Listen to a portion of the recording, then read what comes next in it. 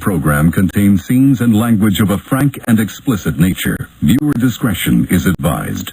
In 5, 4, 3, 2, live now. I don't know, Mike. I don't know what you're talking about. Hey, everybody, it's me, the Macho Savage. You're listening to Mike Trash, TrashTalkingRadio.com. The best in the business. Say it, the Macho. Wrestling fans throughout radio land, listen to Trash Talking Radio at TrashTalkingRadio.com. Every Tuesday from 7 to 10 o'clock, you hear guys like myself, the youth gammon giant, come on.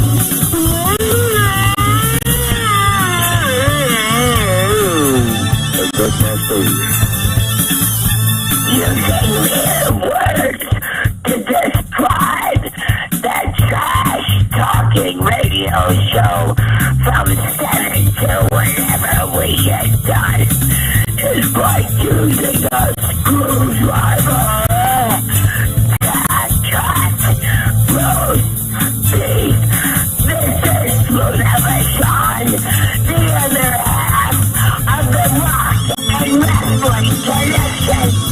That's the trashy one and the loony one together forever.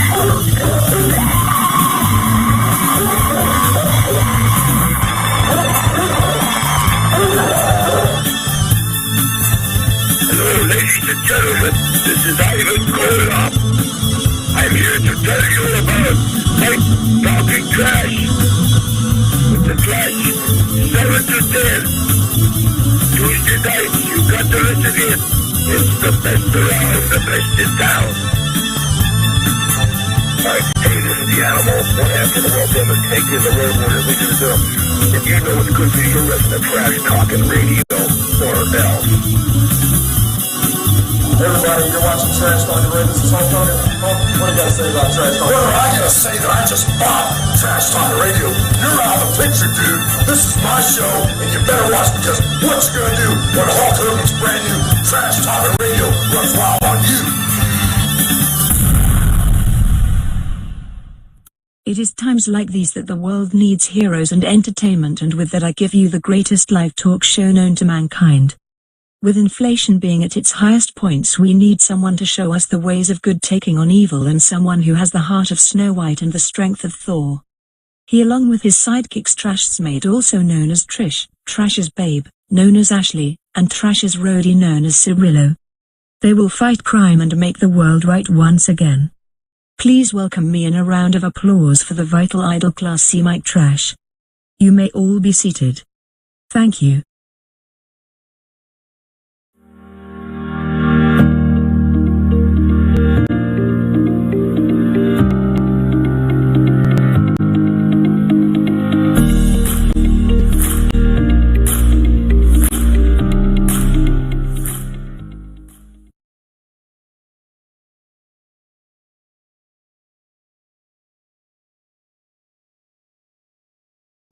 Trash Talking Radio Tuesday night. It's the best night of the week, and we're back on the air once again for whatever that's worth. Oh, we're not showing ourselves.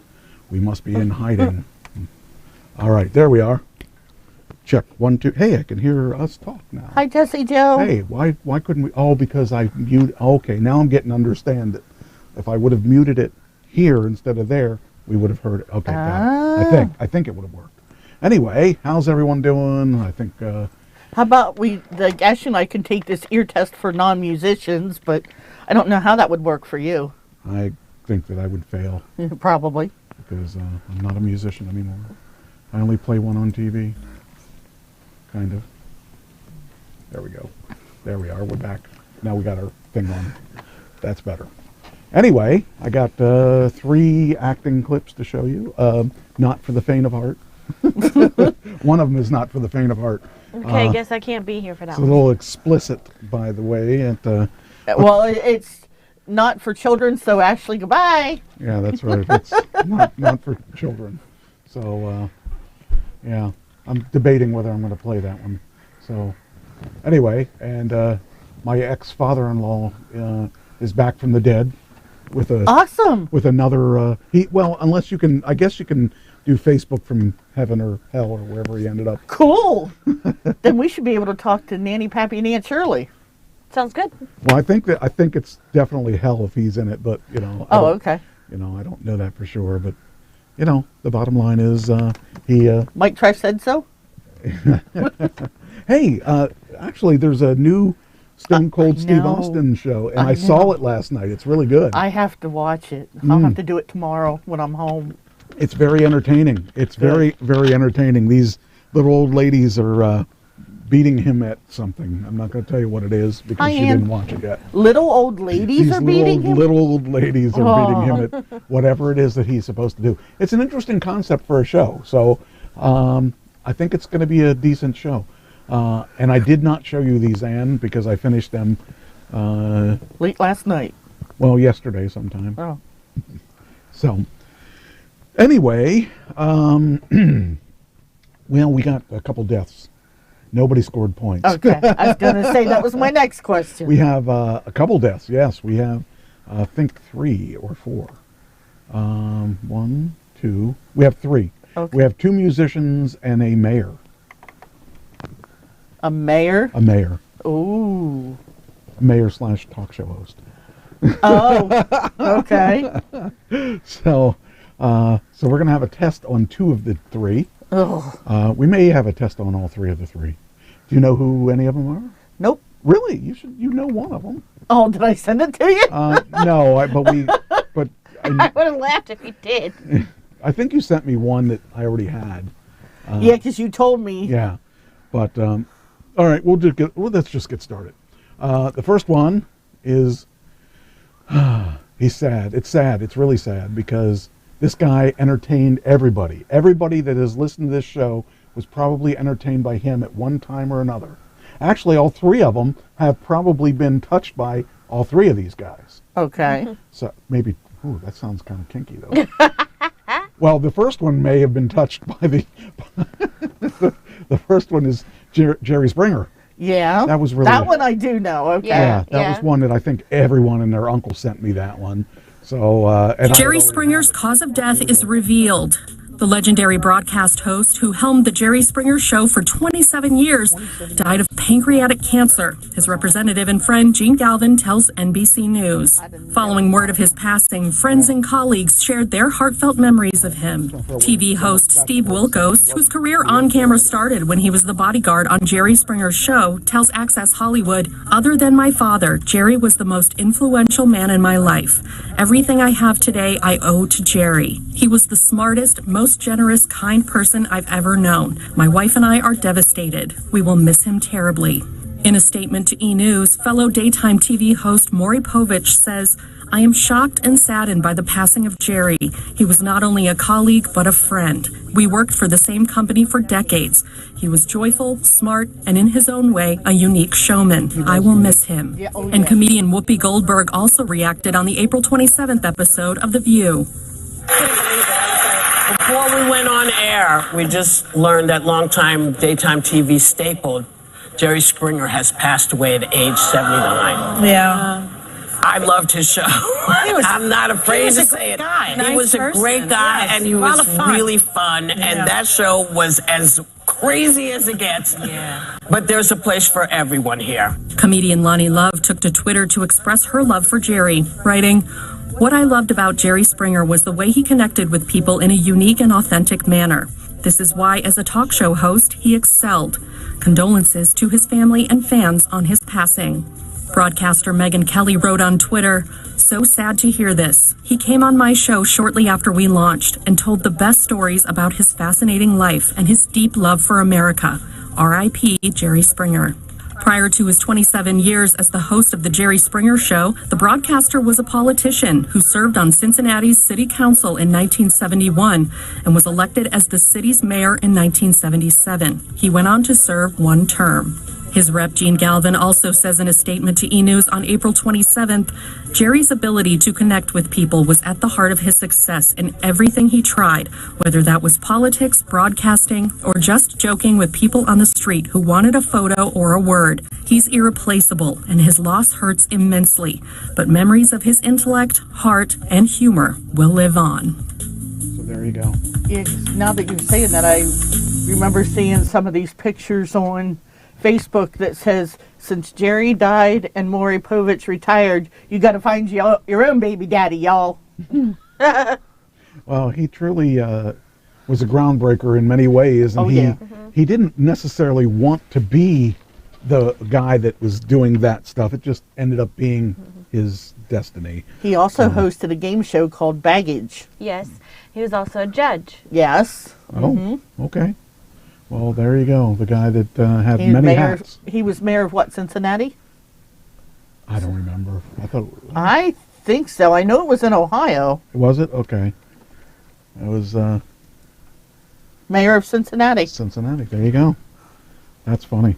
But yeah, he seemed to have a really long career. He did a lot. How old was he? 79. Wow. Yeah. Wow. That's freaking... And he never let on that he had pancreatic cancer or anything. No. That's one of the things that killed my brother. But he got past the pancreatic cancer, but he still kept smoking and smoking, and he ended up with lung and brain cancer, which... Whew. No. Was that what he had the first time? I know lung and brain cancer. He had bladder cancer. Bladder cancer, that's right. Because that's what my dad had. My first wife died of pancreatic cancer. Okay. Pap had Nancy. bladder and prostate cancer. Yeah. Yeah. Nancy, my first wife, died of pancreatic cancer. So Cancer sucks. cancer is no one's friend. So he's the first one. All right, the second one. Which one do I think you And know? I actually thought somebody had him at first because I think I was talking to Mom. Yeah. Oh, And believe me, I didn't looked. look. I didn't look. I looked. Did you? I looked. Okay. Jerry Springer. Oh, yeah, Tina had him. Tina had him. Tina All right, had him. Let's figure I out. thought somebody Okay. had him. I guess I. Oh, my goodness. I guess I got to bring up the spreadsheet then, so Tina Oh. gets points. Then which one did I look at? I don't know. You must. The not one have- I looked at, she just had Mari, but I thought. Yeah. Let me take But a remember, look she here. had to add a couple, Got and it. I Yeah. think she added him. So we got another winner chicken dinner. Oops, All right, I'm that's going to not have it. to send this one, to Oh, this wait a minute. spreadsheet to my work email Nah, I gotta so get that I it can right. put it on my Here phone. we go. Yeah. There we go. Well, I can give you a link to the. No, I've got it. It's All right. So I don't yeah, she have does it. have it. She does have it. Okay. We will give her.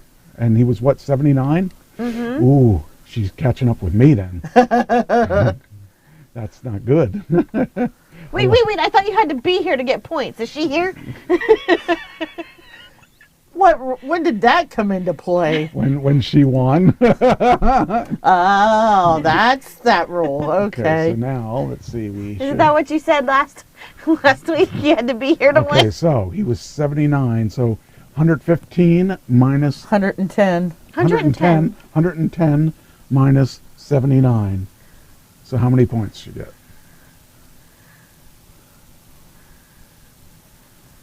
31. Okay.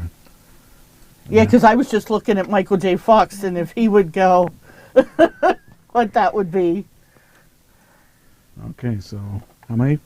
31. She has 31 points. And that beats Harry Belafonte, but does not beat Tom Sizemore. Yay, me.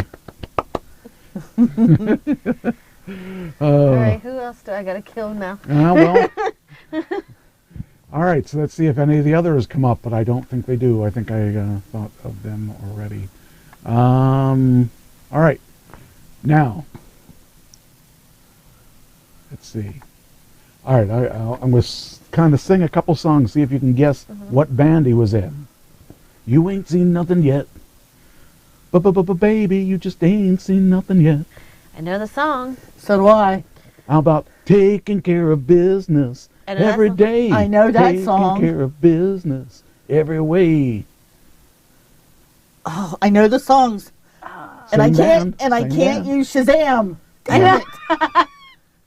Nope, you can't use Shazam. Does anybody in the chat room care to take a guess? Taking care of business every day. Can anybody else? No, you're cheating. No cheating. I know, No cheating. but I'm No pulling cheating. myself out of this. Do you know? Do you know? Okay. No. Okay, then I'm gonna give it up. I thought you said I know the he song. had 3 but- songs. Huh? I thought you said 3 songs. Trying to think of a third one. I probably did a third song from them too. Bachman Turner Overdrive. But Okay. it's not Randy Bachman. Oh. It is Tim Bachman. Tim Bachman of Randy Bachman. Tim Bachman died. He was 71. That would have been a good one. Could Yeah. have made some points there. You guys should have been on the ball. Me too. Oh, yeah, because all you told me was another one from Bachman Turner Overdrive, and I'm like, okay, I don't know who they are. You don't know Bachman Turner Overdrive. Not by name. By smell? By song, maybe. Once I hear it. Oh, I forgot to, let's see. Let me just go up here and do this. Put this on copy. And then go here. And, come on. What's going on? Why are you taking so long? Come on. Arg. Okay. Let's see here. Okay. And doing another. Oh, if Michael J. Fox dies this year after his birthday, ooh, How old is he? he will be. Oh, I just had it. Because he was born in 61, he will be 62. Guess what? I'll still be ahead. By 1 point. It's By okay. 1 point. 1 point's all you need. I will be giving you a run for your money. By one, if you lose by 1 point, that's just just the first loser. Yes, but if he dies before his birthday, I'll be tied with you. Okay, well, he's not going to die before. You don't know that. I do know. I was told. Uh-huh. So, all right. So we now know it's Tim Bachman, and what? So why do you want him to die after his birthday to be 1 point behind? Well, I was originally wanting him to You die. want him to die I needed now. to find how many points I would have. She's reverse engineering it. She's seeing how many she needs to beat me. Oh, that's sad. What a sad. Anyway, It's the Trish logic. Tim Bachman, co-founder, guitarist, and vocalist of Canadian rock band Bachman Turner Overdrive, died Friday from complications with cancer. He was 71. His death was announced by his son Ryder. Grateful I got to spend some time with him at the end. Grab your loved ones and hug them close. You never know how long you have. That's true. Born August 1st, 1951 in Winnipeg, Manitoba, Bachman was 19 when his brother Randy left the Guess Who. Did you know that his brother was in the Guess Who? No. Okay, well, he left the Guess Who in 1970, and they formed a short-lived group called Brave Belt with his Tim on guitar, and their 18-year-old brother Robbie on drums. Brave Belt also featured bassist singer Fred Turner, which would soon change its name, along with a musical style that grew from the country-style rock to what became defined as classic rock to Bachman Turner Overdrive. BTO's 1973 album included the song Blue Collar that would receive some FM airplay, but it was 74's Bachman Turner Overdrive that would explode with such hits as Let It Ride, Taking Care of Business. And Tim Bachman left the group shortly after that and was replaced by Blair Thornton, and went on to score its biggest LP with Not Fragile, which spawned the #1 hit You Ain't Seen Nothing Yet and Rollin' Down the Highway. So Robbie Bachman died in January at 69. So we lost 2 Bachmans, and somehow we missed him. But, Yeah. you know. Yeah, because like a lot of those songs, like I know the songs, Yep. but I don't remember the Yeah. artist or Yeah. anything. And well, when I was playing Music Bingo Saturday night, I kept hitting Shazam. That helped. Okay. I don't know what Music Bingo is, but... Well, I'll have I to missed explain it to altogether. you. All right. It's like bingo, except you use song titles. So the last one... Hi, Tina. Where's she at? I don't see In the her. chat room Oh, now. she just came in. Why don't I see her? Oh, I'm in the wrong page. Oh, that's why. Oh, hey. All right. Well, I still don't see her. Hi, Doc. Hi, kids. Why don't I see her? Oh, there she is. Okay. All right. So, yeah. All right. So then the third one. Well, does she know? I said, congratulations, you had Jerry Springer in the Deadpool. Yes. You guys can't read? I am not reading right now. Yeah. I'm busy. What's your excuse? I'm busy paying attention to the show. So the third one was a singer as well, a performer. Mm-hmm.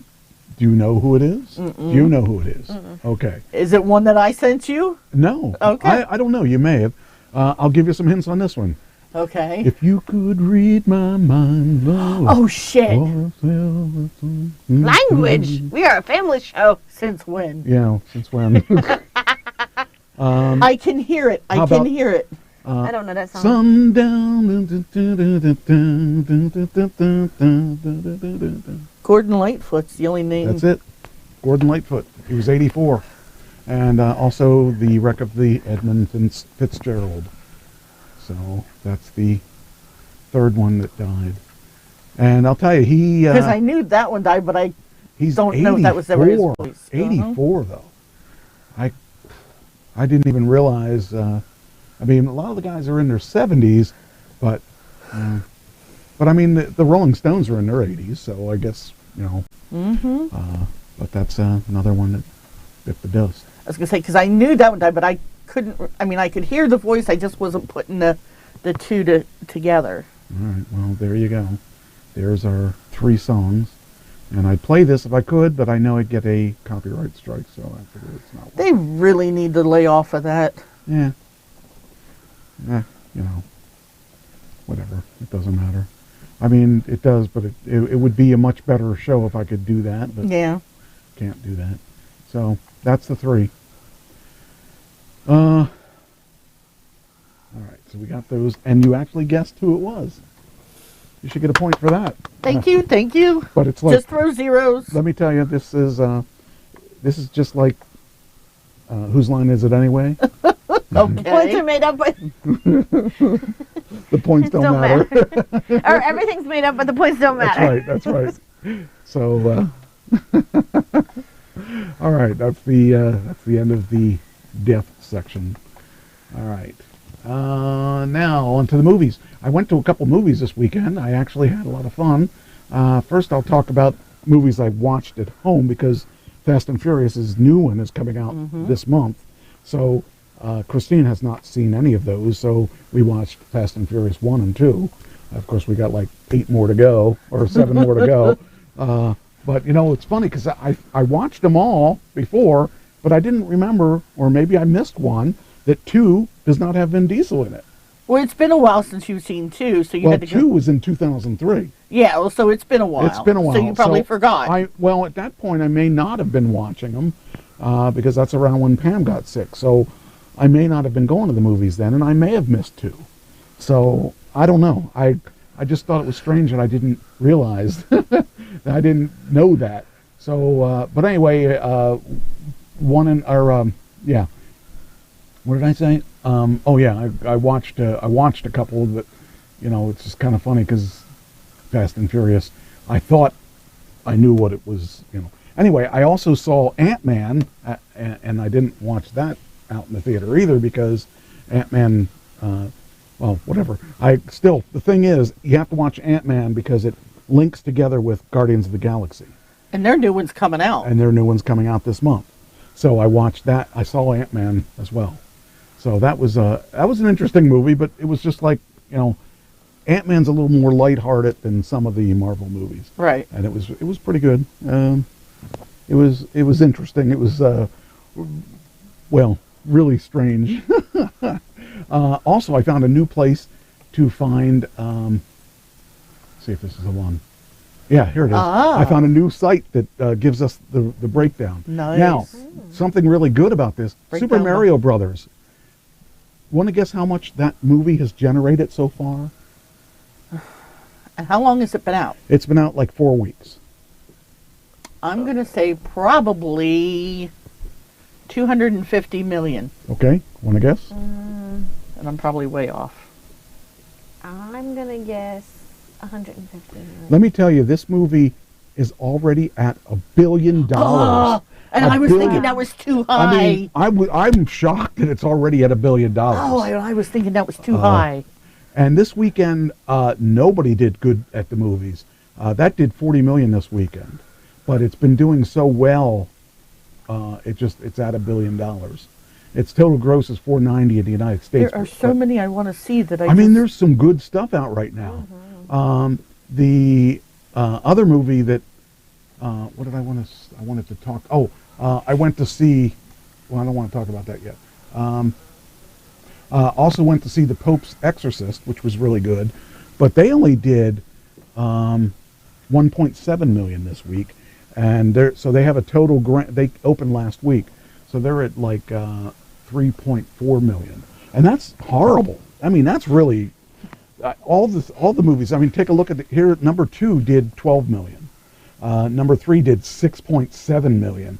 Number 4 did 5.1 million. I mean, they're all really tiny. I remember we used to see them. They were doing 150 million or 75 million or whatever. Nobody's doing that. I want to go see Guy Ritchie's The Covenant.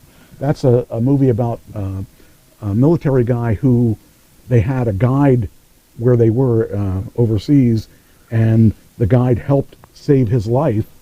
And then he found out that when he left, the Taliban is targeting that guy. So he went over there to save that guy. And that one only did 3.5 million. And that's the second week that one's been out.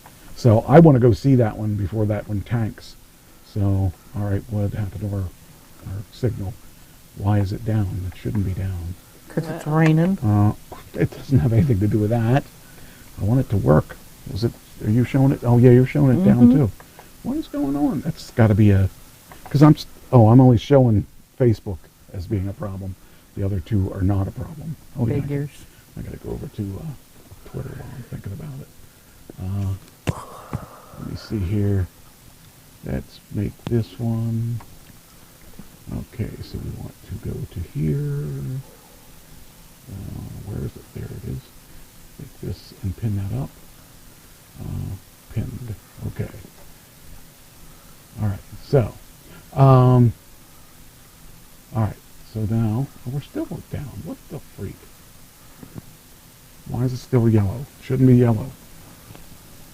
I don't understand why it's doing that. It's only Facebook. It might be up now. Well, is it? I refreshed and mine come up. Okay, well, I'll refresh then. Let's see if it does. Okay, there we go. All right, then... and it might have just went back down again. I don't know, it looks like it's up. But then again, I don't know how far behind it is, because I'm not moving around like that. It only says that there's one person in, so everybody must have left. Or maybe I'm not really there. Now I went down again. Okay. Up, down, I feel like a yo-yo. Yeah. That's Facebook for you. Mm-hmm. I mean, the rest of them are still up. Oh, now it's back up. So, hopefully it'll stay up this time. All right. Anyway, so that's let's see. So that, yeah, Super Mario just is unbelievably doing well. And it's funny because on Twitter, it's supposedly, according to The Verge, the entire Super Mario Brothers movie keeps getting posted on Twitter, which is illegal for those of you playing at home. It is illegal to put a full movie on Twitter, so there are copyright infringements there. So don't do it, you know. But yeah, somebody keeps posting on, and it's funny because you would think that there would be a way to check that if there's. Because first off, that file has to be huge to put on there. Right. To be a 3-hour movie almost. So, okay, so I did that. And then the other movie we went to see is it's called Big George Foreman. It's a George Foreman movie. I saw That movie was really fun. Uh-oh, what did I do? Oh, I know what make sure didn't just delete what I needed to have. Undo. Nope, I don't need it. Okay, I'm okay. George Foreman movie was really good. Even if you're not a boxing fan, his story is really good on how he went out and was just beating everybody in the ring. And he just walked away from boxing to be a preacher. I mean, really, he was the biggest boxer out there. Wow. And he was Mike Tyson before Mike Tyson was Mike Tyson. And that one did even really bad too, because I think that was. Did they talk about how he got his grill and how? He did talk about that. That one only did $3 million this week, and it really should have been a lot better than that. But for some reason, like, nobody went to the movies this week. It was, even when we went to the movies. It was raining. Well, that's a good reason to go to the movies. But we went to that, and I really enjoyed that movie a lot. And a part of it because it was my childhood. I mean, there are a few boxers that. Okay, so if I said name 3 boxers, who would you say? I would say Mike Tyson, Muhammad Ali, and George Foreman. And those are the 3 that I saw too as a kid. Well, I mean, Mike Tyson was around my age, so actually a little younger than me. But yeah, those are the ones the big names that we grew up with. Mm-hmm. So those meant a lot to me. And so I made this little chart that I probably can't share with you because I didn't make it to share. Girl. But maybe I sweet can. Girl. Let me see if I can share this with you. How can I do this? I might be able to do this. I'm going to try to do this. Okay. Yes. Okay. So here's some things I found out about. Let's talk about Tyson, Ali, and Foreman. Foreman had 76 wins. Ali had 56 wins. Tyson had 50 wins. Wow. By KO, 68 for Foreman. You know, Tyson is known for his knockouts. Right. But not Ali. Foreman, well, 37 knockouts is good too. I was really surprised that Ali had 37 knockouts. Now, total fights. Foreman had 81 total fights. Ali had 61 total fights. And Tyson had 58 total fights. Foreman had 5 losses. Ali had 5 losses. And Tyson had 6 losses. Foreman competed from 67 to 97. Ali from 60 to 81, and Tyson from 85 to 2005. Champion. Foreman was champion twice. Ali was champion 3 times. Tyson was the first person to be six times. The reason was he was champion of 3 leagues twice. Okay. And he's the only one that won all the world championships. So he made that thing. George Foreman was 260 pounds. Ali was 236 pounds.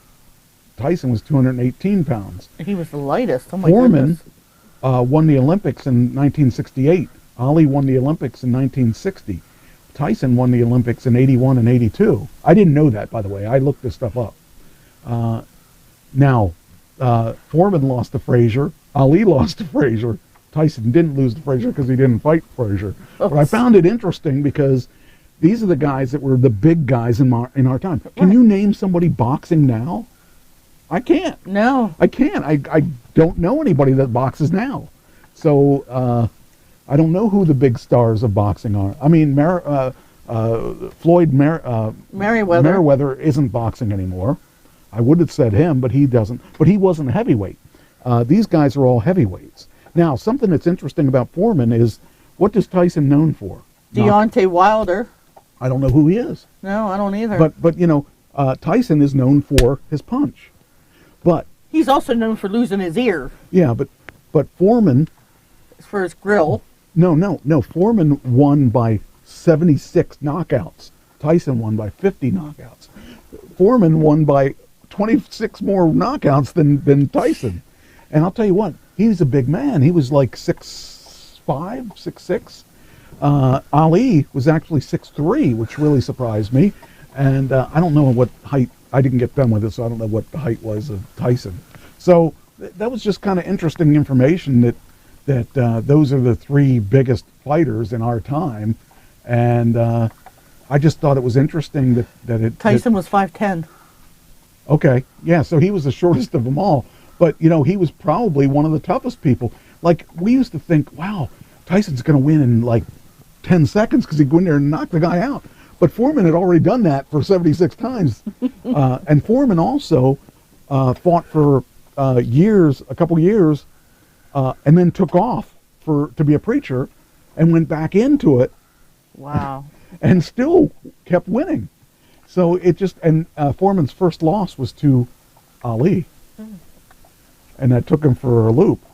He fought in the Rumble for the Jungle. And he made, so when he left boxing, he wanted to be a preacher, and he was doing really well, and he had made enough money that he never had to fight again. So the problem was he started investing money into a children's workout area. What do you call it? Like a, I don't know, like a training area? Well, it had boxing and it had other things, and it was like a rec center. Okay. And he invested in the community. Well, and like Ann just said, Foreman never bid anyone's ear off either. Oh, they didn't say anything about that in the movie then. Anyway, but the other thing that was interesting was all this money he was putting into investments and stuff. His best friend was investing it for him. His best friend lost every penny he had. Wow. He had $2,000 to his name, so he had to go back into boxing. And so he had enough money to never have to fight again, and lost it all in bad investments. So, yeah, it was kind of sad that he had to go back into it, but then he thought that it was the Lord's work sending him back into boxing, because after he would box, people would be inspired by the fact that he was a minister, and he was in there boxing, and he was doing the good, Wow. So it was a really good movie, and it wasn't really about boxing. It was about this guy who made it to the top, left while he was big, became religious, and couldn't make it because his best friend lost all his money, and then had to go back. Chris was the drunk. And by the way, they did show the Foreman Grill, and he lost all his Foreman Grill money too, because a story about the Foreman Grill, which you may or may not know, and I don't know if this is true. This is told by Hulk Hogan. Okay. Hulk Hogan said he passed on the Foreman Grill. He was offered the Foreman Grill before Foreman was, and when they couldn't get Hogan, they gave it to Foreman. Whether it's true or not, I don't know. Is it true that he named all his kids Yes. George? Yes, Oh he my did. Lord. All his male kids, yes. Oh. George 1, 2, 3, and 4.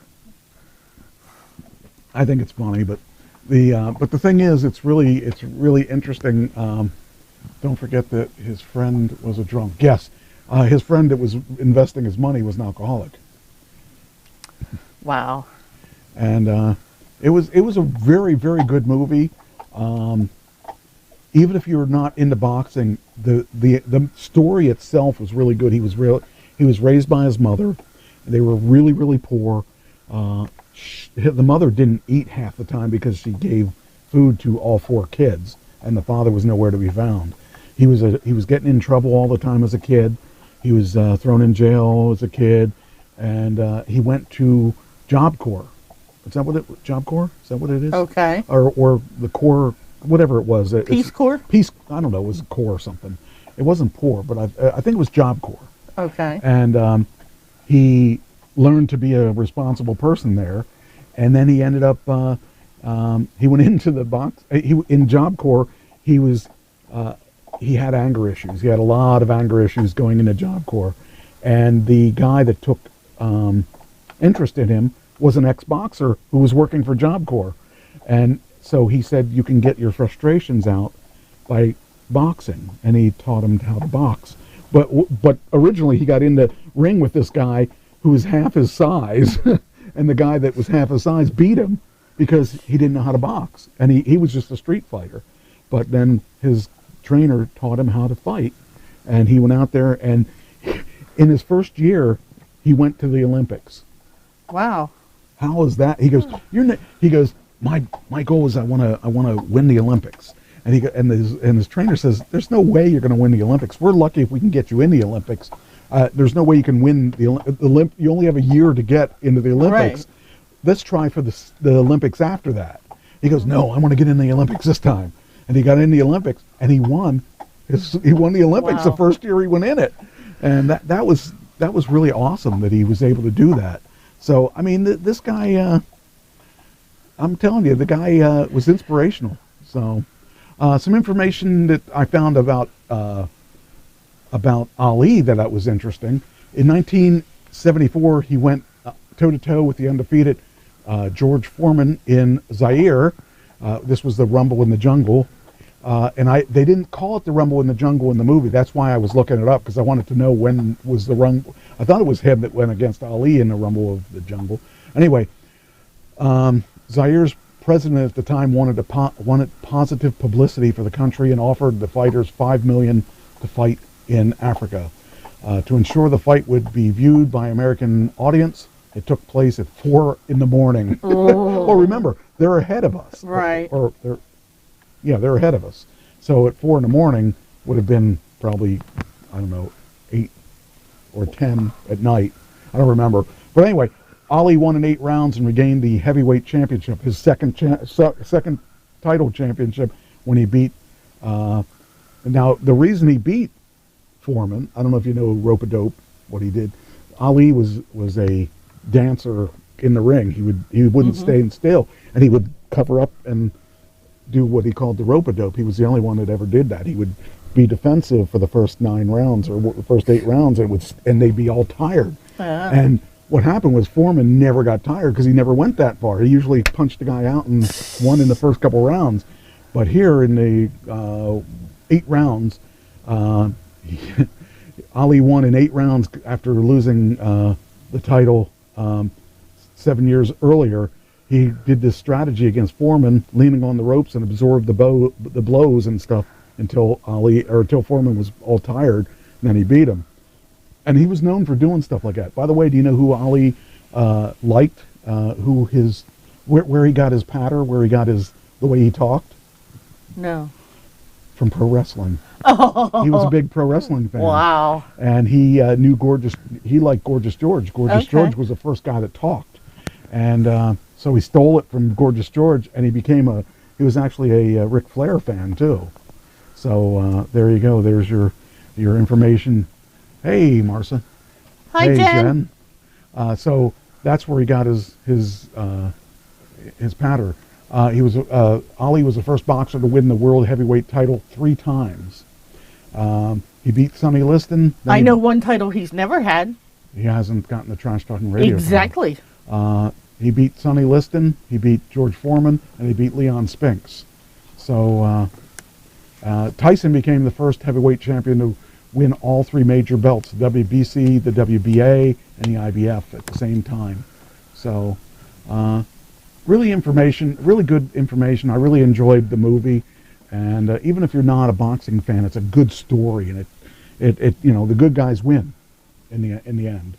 So yeah, I'm going to have to go make it a point to go and quit putting it off, because there's too many I want to see now. There are a lot of good movies right now, and there's going to be a lot more with Guardians of the Galaxy coming out, and I'm looking forward to seeing a bunch of the stuff that's coming out this fall or this summer. So and even in the if you just look at this, I want to see Evil Dead Rise, because I used to watch the Showtime show called Evil Dead, and I like that. And then this one has John Wick on it, number 4. So I want to see the Guy Ritchie movie, because it's about the Covenant. So there's a lot of good stuff coming out. All right. Then I don't know if I found this or if one of you sent it to me. Or maybe both. It might have been both. I think it was both. One of you guys may have sent me the thing on Aerosmith. Let me go back and look. Me. Okay, I may have just found it on my own then, because nobody helped me this week. I sent you stuff. Not much. I was I was on my own this week for the most part. All right. Oh, by the way, while you're looking, Martin Luther King wrote a letter in the Birmingham jail when he was in there, and it went up for sale. How much do you think that letter that he wrote in jail, how much do you think somebody paid for that letter? I'm going to say probably $500 million.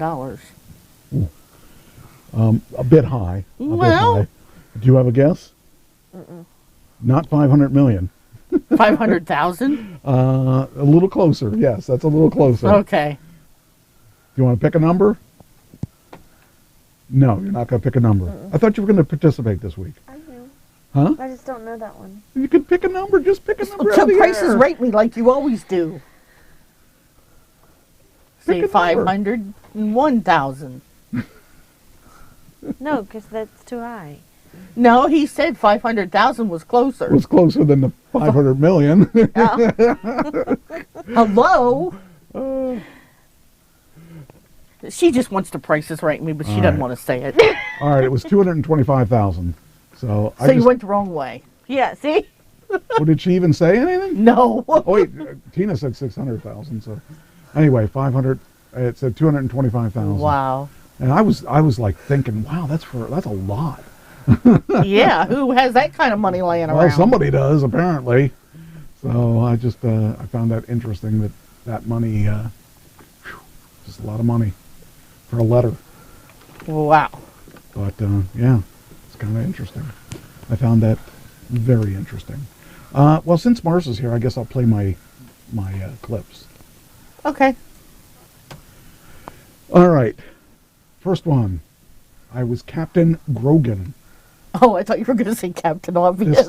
This was a video where I had a lot of words. It was really hard. That one was a hard one.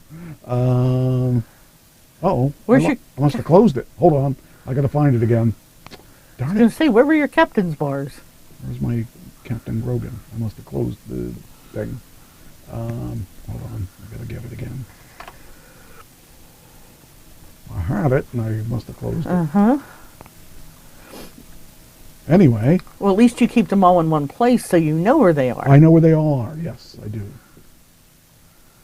Just sucks because the Captain Grogan thing was in the way, or was not in the thing here. Let me see, Captain Grogan. That's this one here.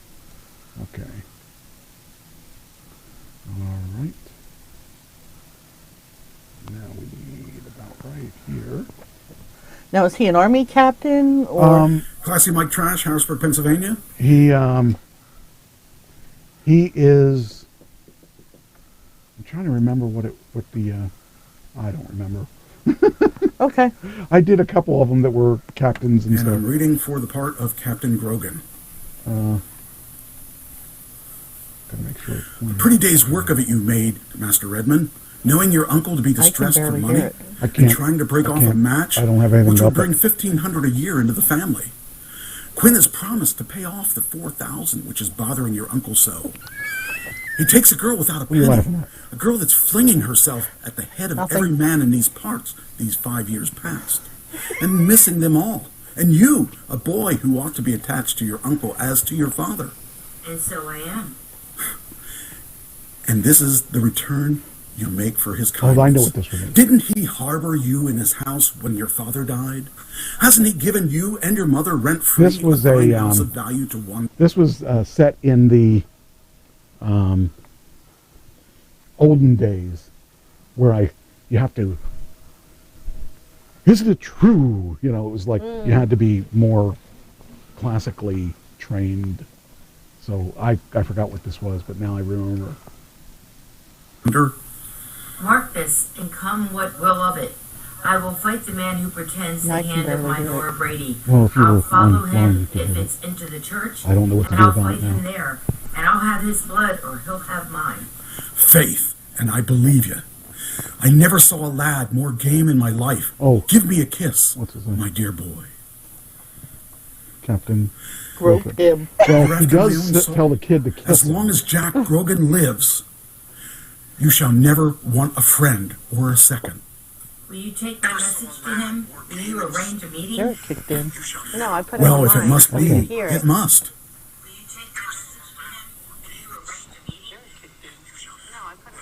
Okay, why is this so long? Okay, now I'm really confused. Okay, why is this so long? Okay, now I'm really confused. That's really weird.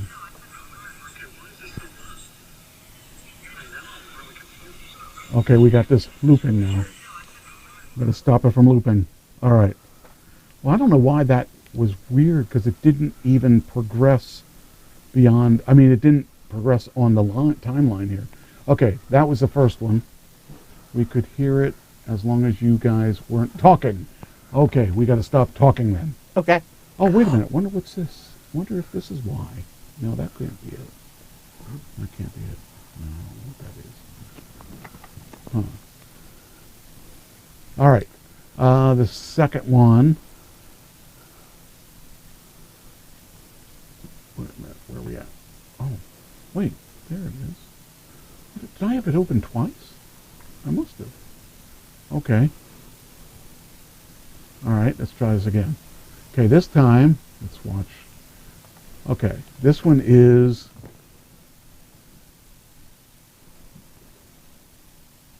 the Don. This is the Don guy. Okay, so the scenario between this one is that this guy here is like a captain of troops, and he's looking for somebody. Okay. So I walked on, I looked for the guy, I left. Then I walked on the other way, and I came into the hospital, and I made some, so it was really, it's a quick thing. Now hopefully it'll work this time. Has anyone seen Johnson? Has he checked in from his rounds? Anyone care to pipe in? He hasn't checked in, sir. That's it. Then watch. Did we take care of that one from last night? Yes, it's all good. Have you seen Johnson? No, sir. You should have had your sunglasses on. And then that was just the slate. They did the slate second in this one. So that was kind of a short one. Now this one is explicit, so if anybody's offended, this is not my script, okay? This is a script that was given to me. So this is a guy. Okay, so this is Damien, but he's apparently it's based on Deadpool. So I don't understand the correlation with Deadpool, but this is explicit. Like Trash, Harrisburg, Pennsylvania, and I'm reading for the part of the victim. The victim. So what's your poison, sugar? Let me guess. Heineken with a thinly sliced lemon? A touch of salt? What? Okay, who are you? What the fuck do you... Ding! Ding? Dong. What? What the fuck's going on? Go on. What? How the hell? Okay, who the hell are you, man? How the fuck did you do that? This is an intervention. A what? An intervention. What the hell is that? Oh my goodness, just take a sip of it and hold it in your mouth. What?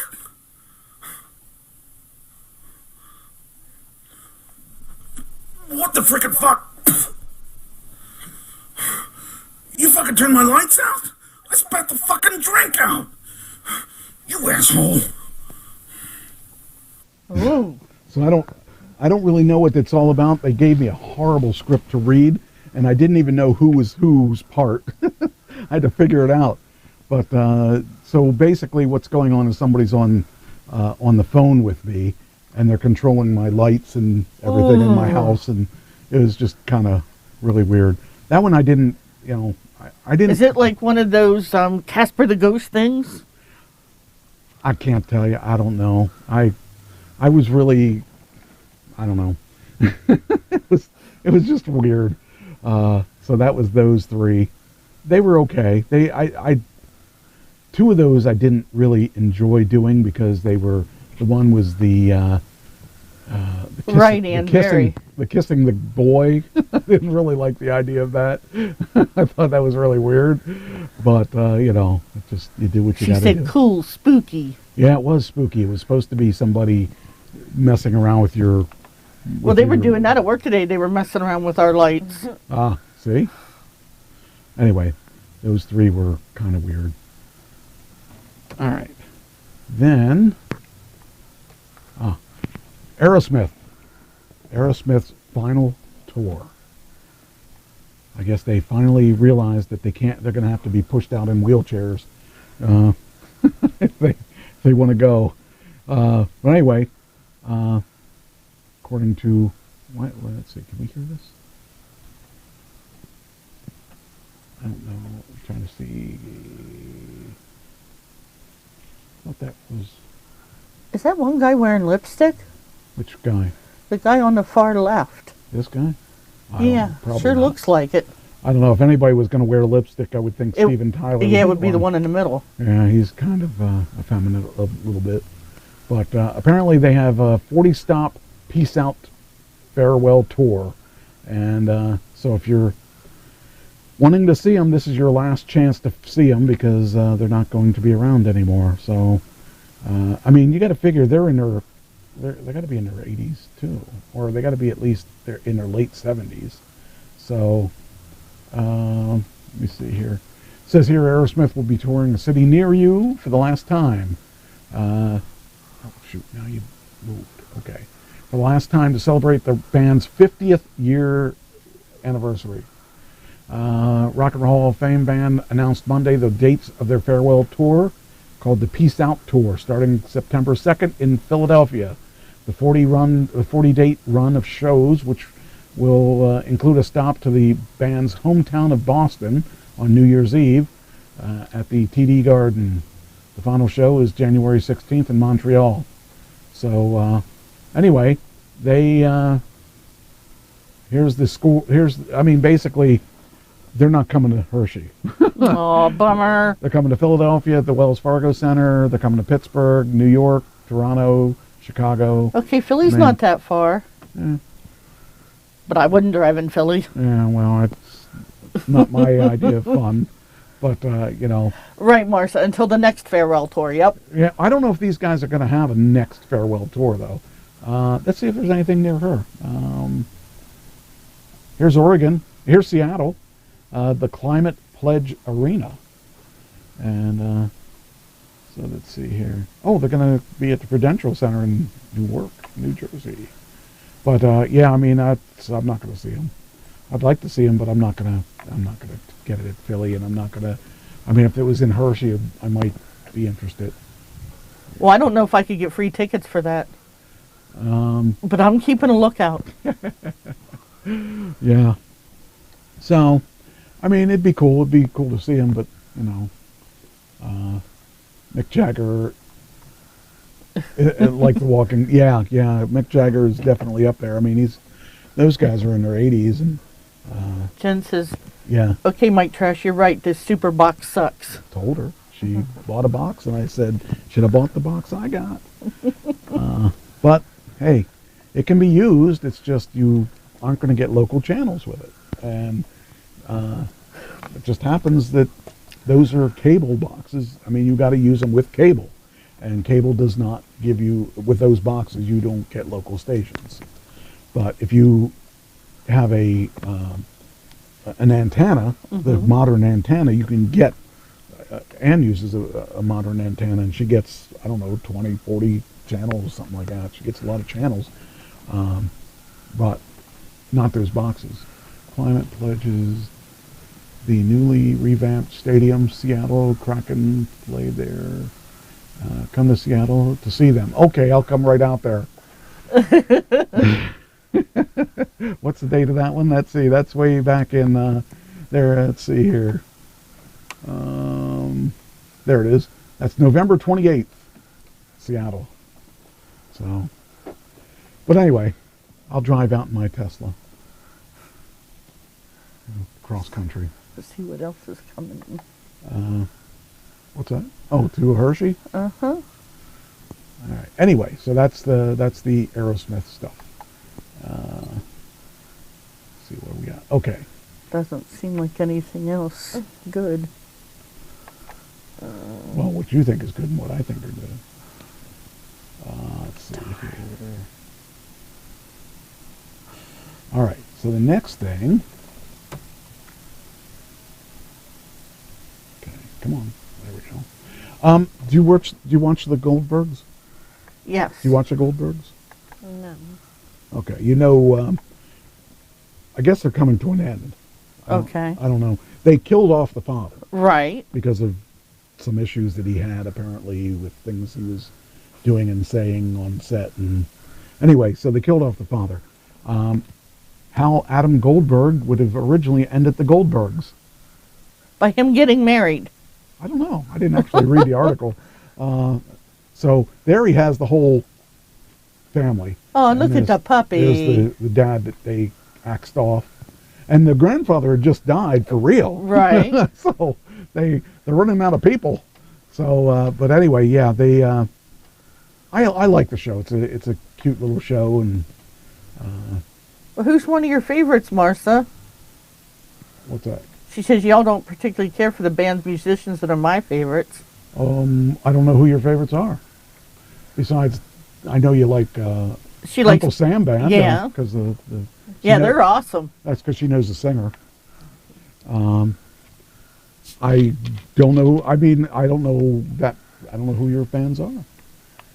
Kenny Chesney. Hey, yeah. Hey, Martha, Reba. Garth Brooks is good. Kenny Chesney's good. Yeah. Okay. Not on my show.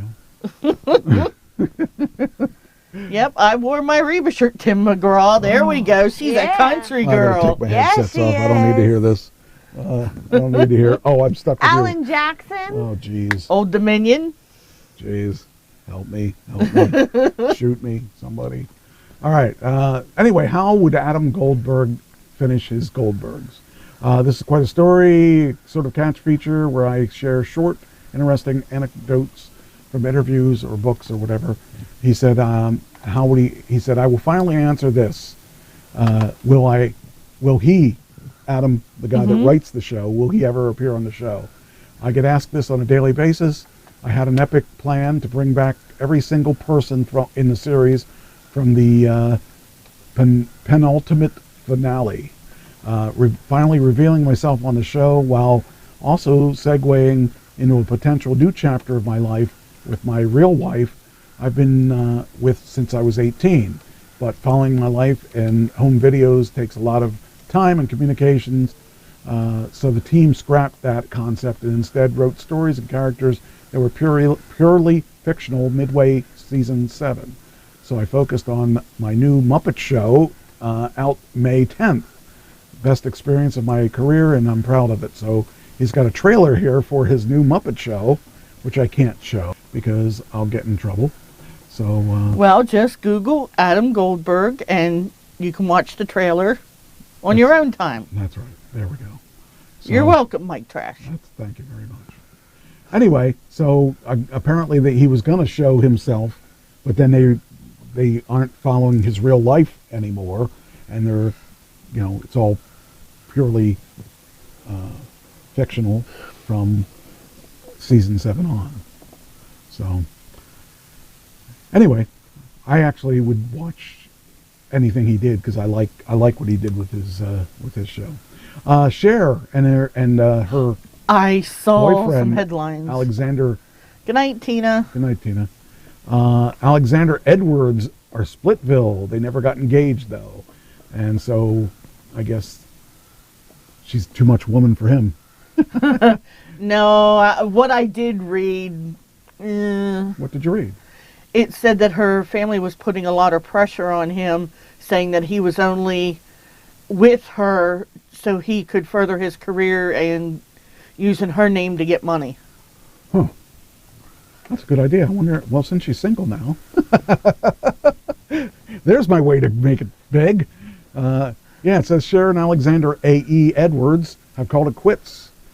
Sources close to the couple say that they ended things a couple weeks ago, and it's currently unclear what led to the collapse and who decided to end it. That's kind of a he's like in his 30s, so he's half her age, or actually more than less than half her age, or more than half her age, or what? You're right. She's got to be in her 70s. She's got to be like 74 or so. 76. Wow. Back in it says 76, and he's 37. So yeah, definitely 37 and 37. So he's 74. Twice his age would be twice her age, or would be 72. Yeah, that too. Yeah. So if he was, that you know what I mean. You know, it's some guys like cougars, and some women like to rob the cradle. I want to tell you, she looks good for 74 or 76. Yeah.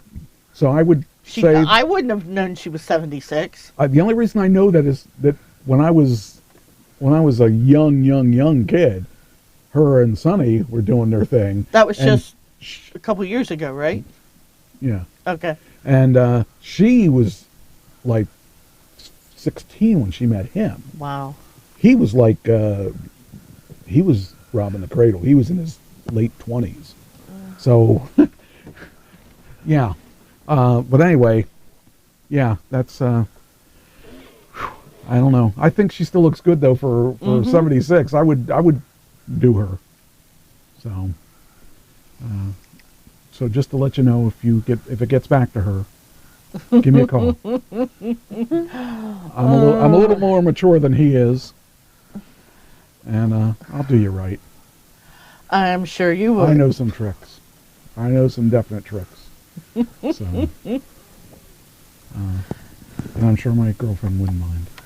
That would be your free pass, right? That's it, yeah. That wouldn't be the one I would use, I would think. I would think I would have probably a better free pass than that. I would think of one. But Madonna. You should have been there. We did go to that the last time he was in town, and he asked for you. Yeah, you said he was there, and I asked if Madonna showed up, and you said no. No, Madonna's not. Well, just remember, he comes back in the fall. All right, so anyway, they were never engaged. Oh, Cher recently closed out a major league fashion designer show in L.A. Okay. That would be cool.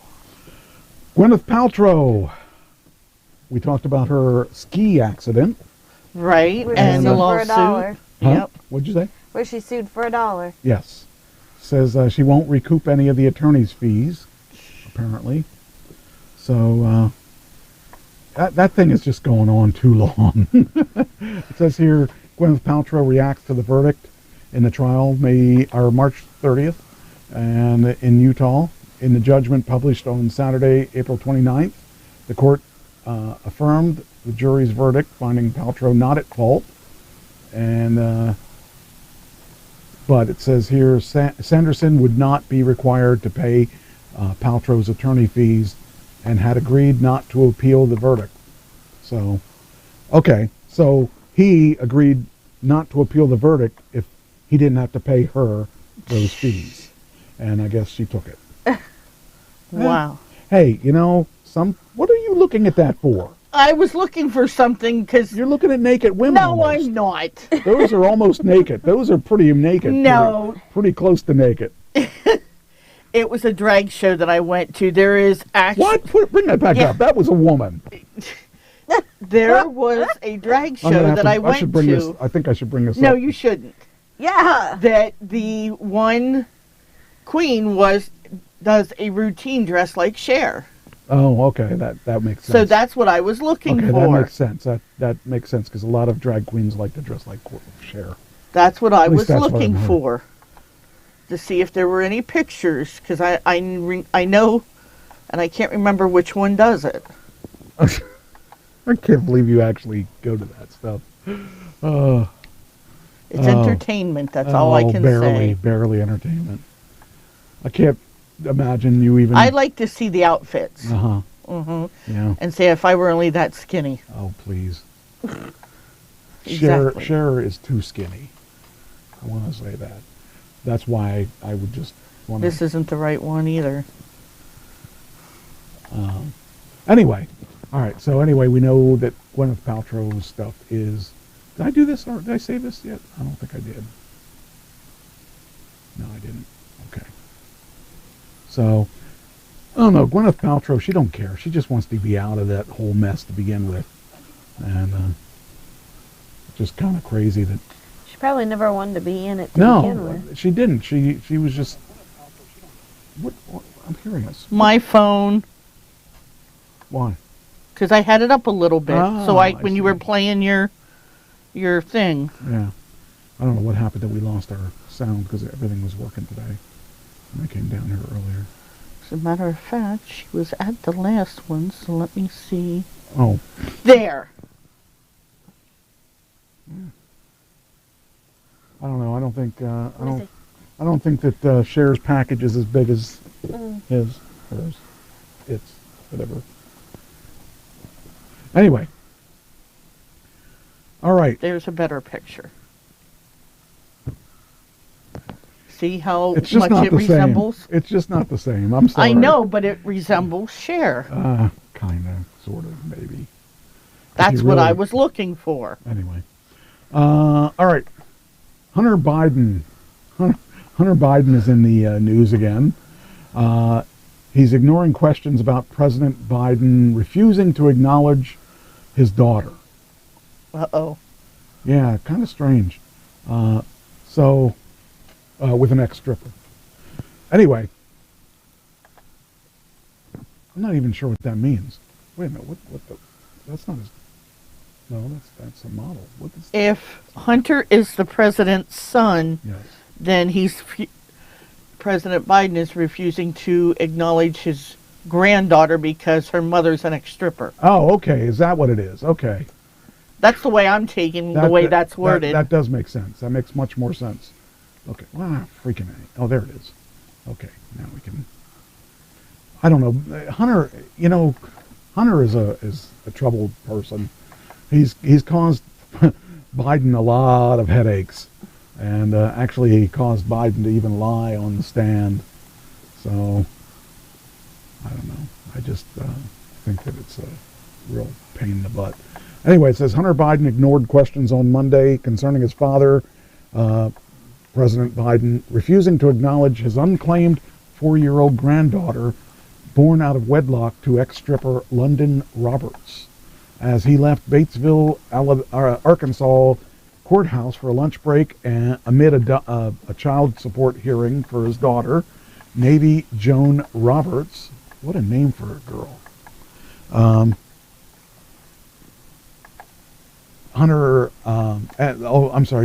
Fox News asked Hunter whether his father was doing a disservice by not recognizing his granddaughter, but Hunter did not give an answer. The thing is, it doesn't matter whether or not a stripper was the one that gave birth, because it's still his granddaughter, regardless of what he wants to think. And to take it out on his granddaughter just shows how much of an idiot Biden because is. The child isn't the problem. Whatever beef you have with the child's mother, or if the child's mother is your parent, the child's father. Wait a minute, hold on here. Hunter Biden's twisted attempts to keep his little girl from using his name are now in a new realm. What the... Biden is an adult. His son didn't force him to lie. Hunter is a... Ooh, yeah. I have a feeling there's more here than I thought. Hunter was ordered to appear in person for a hearing after the child support case was reopened when he requested adjustments to the child support payments. The older Roberts had previously reached an agreement with Hunter Biden in 2020 for the children's paternity and child support payments. Well, this is actually interesting now. See, I don't like Biden. I don't like either Biden. I don't like Hunter Biden, and I don't like Joe Biden. So now I'm interested in what this is about. Because it's child support and child support payments. Apparently he doesn't see his kid either. So okay, so now it makes it interesting because Hunter is exactly what I thought he was, a deadbeat dad. So you knew all about that, don't you, Ash? With your sons. What? Oh. What? Oh, yeah. Hello? I'm talking about the show now. Okay, I was going about the deadbeat dad thing. I get it now that I wasn't sure what you were doing. Okay, then... Oh, shoot. There's a writer's strike. It's been a while since we've had a writer's strike, and this affects everyone in the entertainment industry. So, at least on the bigger scale of things, not on the independent scene where I am, right? But on the actual, there's a writer's strike for TV. So it's bringing TV production to a halt. Uh-oh. Writers go on strike after contract negotiations fail. And so anyone in the entertainment industry that uses writers, which would be everywhere, they're not going to be able to do anything at all, writing-wise. So that really hits just about every part of entertainment on television. So if you want to see new television, new shows and stuff, you're not going to be able to see them unless this strike gets taken care of. Hollywood writers are closing their laptops and heading to the picket line. Thousands of unionized scribes who say they are not paid fairly in the streaming arena. So basically what happens is if you have something on mainstream TV, right, the NBCs, the CBSs, all them guys, let's say, okay, I'll just pick a show, let's say Walking Dead. Okay, so every time that show gets played again, you get paid, and so does the actors, right? Okay, but that's not true when it's played on a Netflix or a Hulu or stuff like that, because it's not mainstream TV, so they get paid differently for that. Well, that's what this is all about. They're wanting to be streamlined. So let's say, for instance, you play Walking Dead's finale on A&E, which is, or not A&E, Hulu? No, what channel is it? Not A&E, it's it starts with an A. Anyway, whatever the AMC. AMC. Okay. Okay, so it plays to say 7 million people. You get paid for 7 million people. If it replays, you get paid again and again and again. Now, if you do it on a Netflix is contracted for a certain amount. So if they play it, so you don't get 7 million people at a time. Right. You get, say, 7 million people over time. You know, so 10 might be today, 200 might be tomorrow, you know, and they don't pay them they pay by a contracted price. So you pay, say you pay 10 million to stream that stuff. You're paying for a flat fee. So if you were to watch all your television on Netflix, right, you're paying a set amount. You're not paying any more, any less. You're paying, and you can watch until you die, and you're still paying the same amount. Okay. And so they get their amount, and that's one of the reasons why they stopped. By the way, I picked Walking Dead for a particular reason, because that's why they ended The Walking Dead. They were contracted for X amount, and they couldn't replay it on their own station without breaking their contract. Well, I mean, I'm sure there are clauses in there that makes it okay for them to do that, but they won't rerun Walking Dead over and over again because their Netflix has contracted that show. Okay. So everybody loses on the tail end, and the thing is, you can now track all of how many people watch that show, and you can now have it paid fairly. So I think that's what the situation is. It says here, let's see if I'm right. They're not paid fairly for the streaming era, and says here it comes at high-stake negotiations between a top guild and trade association. Okay, it says here The board of directors of the Writers Guild of America, which includes the West Coast and East Coast branches, voted unanimously to call for a walkout and said writers face an existential crisis. I can't speak. Crisis. Well, Marcia says, but the streaming platforms pay talent and all the various crew much higher pay scales on the upfront than ABC, CBS, NBC, and Fox does. So because of the upfront pay, there can't be any residuals. Right, and I think they want it changed. I'm thinking that's probably the case. The Alliance of Motion Picture and Television Producers, a trade association that bargains on behalf of the studios, television networks, and streaming platforms, said in a statement that its offer included generous increases in compensation for writers. So, I mean, this is really a writer's issue, I would imagine. Right. This is probably not as much the actors. The sticking point, according to the entertainment giants, include union proposals that would require companies to staff television shows with a certain number of writers for a specific period of time, whether needed or not. The strike brings production on broadcast programs, streaming shows, and potentially some films to a virtual standstill, upending the entertainment industry. Comcast, the corporation that owns NBC Universal, is one of the entertainment companies represented by a trade group. Some editorial employees of NBC Universal's news division are represented by the Writers Guild of America. In some cases, this impact will be clear immediately. Late-night talk shows are going to be dark this week, for example. In other cases, the producers of scripted dramas and comedy shows may be forced to cut their seasons short or delay filming altogether.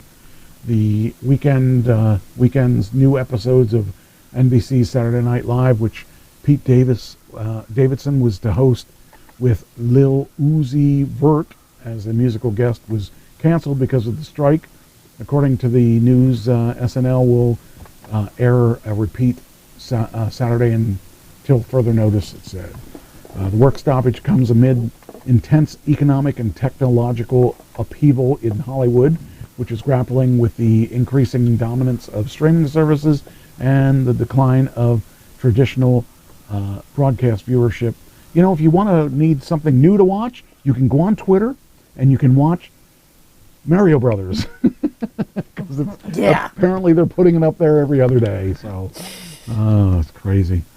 Anyway, WGA members are seeking pay increases and structural changes to the business model that they say made it increasingly difficult to make a living in recent years. Amidst the explosion of streaming platforms such as Netflix and Disney Plus, median writer-producer pay has declined by 4%, or 23% when adjusted for inflation. Wow. I have a friend who's a writer. I should ask her what all she thinks of it. There you go. Lily Drew is a writer. So anyway, that's so if you're going to get a bunch of reruns, this is the reason why. So they're not going to write anything new for a while. Well, I know I like to go on Pluto or Peacock and watch some of the older shows, like The Love Boat, Survivor. Hey, it's stuff that plays at work that I've already seen, so it's just noise in the background. I guess so. I don't know. All right, so for those of you people, and some of you people have reached out to me and said that Ken has been sending you friend requests, and that's really difficult since he's been dead. I want to explain what's going on. So I am the one that created Ken's account because Ken did not have an internet presence and didn't want to have an internet presence. Right. But I wanted him on there for the Uncle Sam Band. And since he died, I haven't done anything with it. So when I found out that that he was sending out friend requests, I was kind of mad at him because he never was on there when he was alive. Right. So he shouldn't be on there now. Anyway, so what I found out was that I was getting these weird messages on my phone that said that somebody was logging in. Mm-hmm. And I thought, wait a minute. Why would somebody be logging into Ken's account?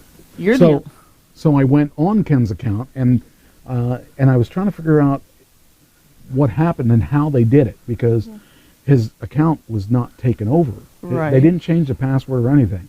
But when I started looking at the account, hey, Leslie, how you doing? I'm happy to see you here.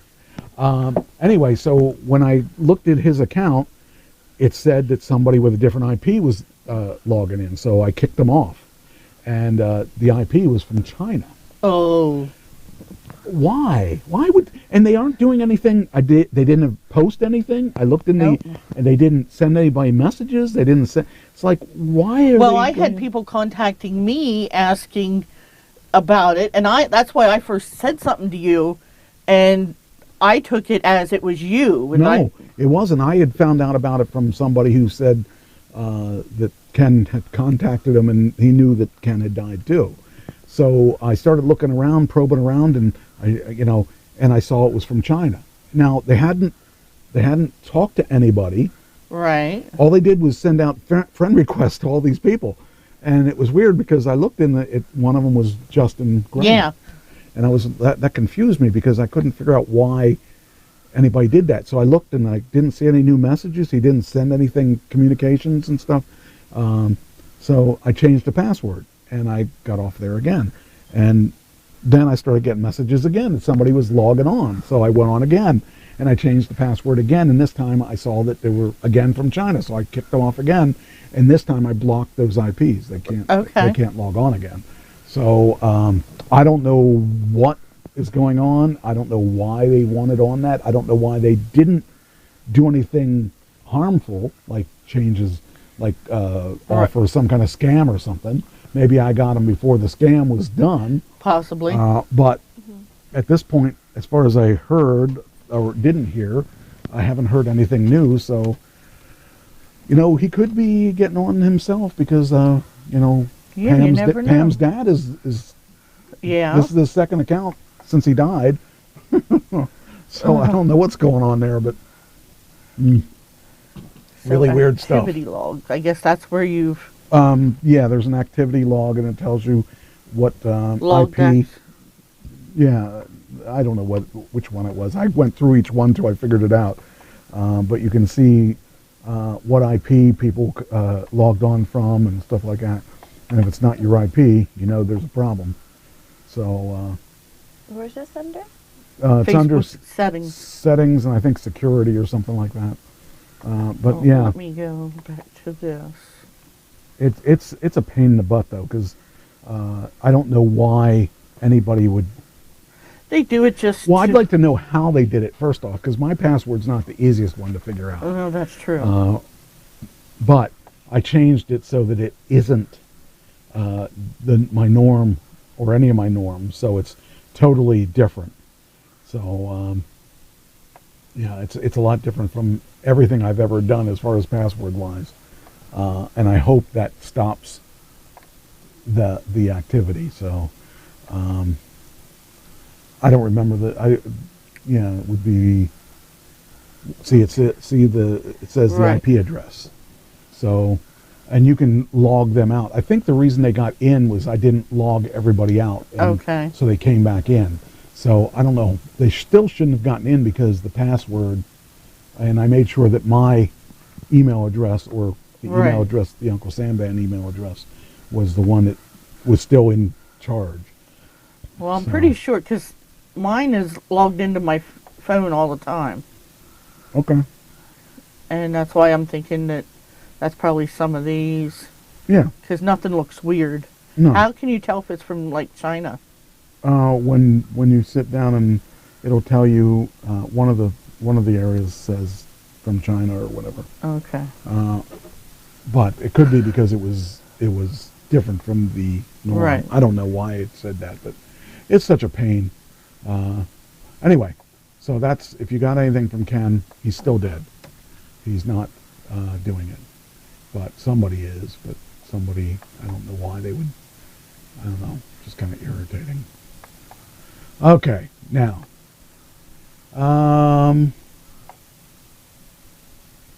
Okay.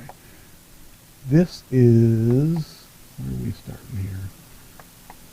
Okay. Okay. Here is This is interesting. Oh. T-Rex. It says, with markets still reeling from a scandal, a T-Rex is being auctioned off in Europe for the first time. The trade in dinosaur bones is a secretive business. In April, a rare T-Rex auction will take place in Zurich. So I guess it already did take place. But they got this T-Rex here. And it says the TRX 293, called Trinity, is the third T-Rex worldwide to go under the hammer. It'll be auctioned off. I guess it was auctioned off April 18th. So I just think it's really cool that they actually can find this stuff and put it together. And it'd be funny if the real T-Rex didn't look like this. Like they took bones from another one and they thought it was the right one. But you know, I just imagine how big that thing was. I mean, no wonder humans pretty much were gone at that point.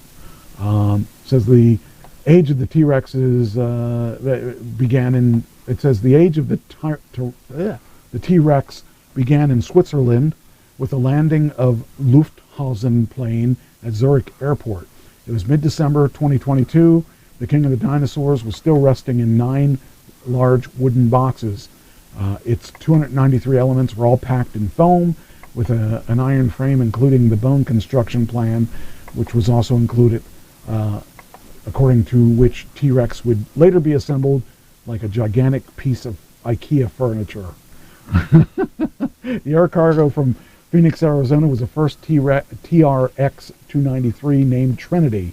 It's believed to be the first Tyrannosaurus Rex ever to touch Swiss soil, dead or alive, although paleontologists have recently calculated that up to 2.5 billion of these predatory dinosaurs once lived on Earth over the course of 2 million years and 127,000 generations. However, remains of them have only ever been found in North America, never in Europe. So that's kind of interesting that T-Rexes were only found in North America. I mean, supposedly, at one time, it was just one big planet with one big land, and everybody was attached to it. You know, how did the T-Rex only end up in the United States? Europe had to wait a long time for a T-Rex skeleton. In 2014, a specimen named King Kong was on loan for the first time in Munich, and since 2015, Tristan Otto has been on display at the Natural History Museum in Berlin. And then from 2016, Trix, calls him Trix, toured European cities like a rock star for 3 years before settling in Leiden in the Netherlands. There you go. Look at that. Wow. Isn't that neat? I mean, these are things we saw in high school and stuff, and we never actually got to see one, but this is as close as we're ever going to get to one, probably. Yeah, I would hate to be eaten by those teeth. You know, the nice thing is, if you take a look at it, if you were eaten, you'd fall right to the ground. Yeah, that's true. I mean, there's no body there, so if he eats you, you could just... I'll bet you, like, this could be a pet of Ahmed's. It could be. Or just think about, it comes to eat you and jump up on a skull and slide down the tail. Like something in the Flintstones. Didn't Fred Flintstone do that? Yeah. So when he was going to work, he'd jump out of the seat. And that's right. Yeah. So I don't know. I think they look. That might be a bumpy ride, though. Yeah. Well, I mean, you probably would get a little bumped. So I just think it's funny. I think it's cool that they actually can put this stuff back together. And who knows if it's even right? I mean, really, when you think about it. Yeah, they might have the arm bone connected to the tailbone. That's what I was thinking. So I just think it's kind of cool, though, that it could have been. You know, I don't know how much I believe in these. I mean, I guess obviously they had something to do with the way the world was back then, but I just think it's kind of cool that we may have, you know, actually got to see something new that was old. It's just kind of neat. No, stop. Okay, I will. No. When am I stopping? I clicked on the wrong thing. How dare you? Why does this keep saying this is a test show and has no content? Does it say that? Yeah, look. Well, you can't see it there, but once you close that, watch. Oh, I do close. see that. Oh, See? let me turn it off. Well, this is a test show. That's why. Well, I noticed it last week, but didn't get a Well, chance. why didn't you say something? Because you were talking. Well, that never stopped me before. And I wanted to say it after the show. Well, I see you I didn't don't do even that. see it. I see it now that you said it. I do have a thing called that says that when I do a test show that people don't tune in expecting a show. Why don't I see it now? I can't see it. Because it's in the there white? It is. There it is. I think that's it. Yeah. All right. Yeah, it is. It turned has to on. be in the dark. There it is. It's gone. Okay. So, oh wow, I forgot about. I didn't even see that. Yeah, because I noticed it last week, and like I said, I didn't get a chance to say something to you. And Well, then I try to put that on when I do a test show, and and I'm trying to figure out why certain things don't work. Like I got to figure out why all of a sudden our sound from the videos are not. We can't hear them, but they can hear them. So I got to figure out what happened there that they can hear them and we can't. So I don't know. Anyway, so where was I? Oh, I was putting this. Wait a minute. I wanted to put this in here. So that one didn't have a link for me to do it, but I wanted to put it through anyway. All right, so then we got deepest name. Oh, okay. I don't care about that. That's not as cool as it was when I originally thought about it. Okay, so you're at home and you're sitting there and you hear a knock on the door, and who do you think is at the door? Delivery guy. Steve Harvey. A venomous snake. Oh, no. Yeah, the No. snake was actually knocking at the door trying to get in. No, Really? thank Steve you. Harvey? Steve Harvey? Yeah, from Publishers Clearinghouse. He does that now? Yes. Used to be Ed McMahon. Yeah, he doesn't do it Okay, anymore. I 'cause didn't he's- know Steve Harvey did that. I didn't even Now know. he Well, he does. does everything, though. Steve Harvey does everything. Not a snake. Yeah, that's a freaky I said the snake. delivery guy. It's kind of the same, though, right? Snaky. A snake and a delivery guy? No. Oh. Steve Harvey and the delivery guy. No, he's not the same thing. I said kinda. No, not kinda. Depends who your Steve delivery guy Harvey's is. delivering money, Oh, right? Oh, okay. Delivery. She's using Trish logic. Oh boy, that's really stretching it. Anyway, it's, a new South Wales snake catcher has opened up about a curious encounter with a dangerously venomous reptile that was filmed tapping at a woman's door. No, thank The you. video was filmed last year but shared on Facebook this week. Shows a large eastern brown snake knocking incessantly at the sliding door of a property in Linden I'm gonna get a fake snake in the and then northern. knock on your door. Yeah, How would it knock unless it's beating its head against the door? Well, I would Or imagine- maybe the tail. I think we have the video. I don't know what's gonna happen if we're gonna get a commercial or not. Let's see. Of course we are. Yeah, probably. We might actually be lucky. No, there's a. Is at the center of fine wine and good spirits. I Bringing don't want to hear that. Oh, let's have some food. Yeah, I'd like to have that. Okay. And some let's see. drinks. Oh, yeah, we're going on here. Can we have something? Fine wine. Let's go and see if we can. Oh, now we can listen to the guy talking. Now watch her come up with another commercial because I did something. Yep. When somebody comes to me with a valuable collection or... That's the valuable collection of snakes at our door. No, thank you. Okay, how many commercials we got to have here? 3. 3. Okay, that's the second one there. This is 2. So, okay, do we got it now?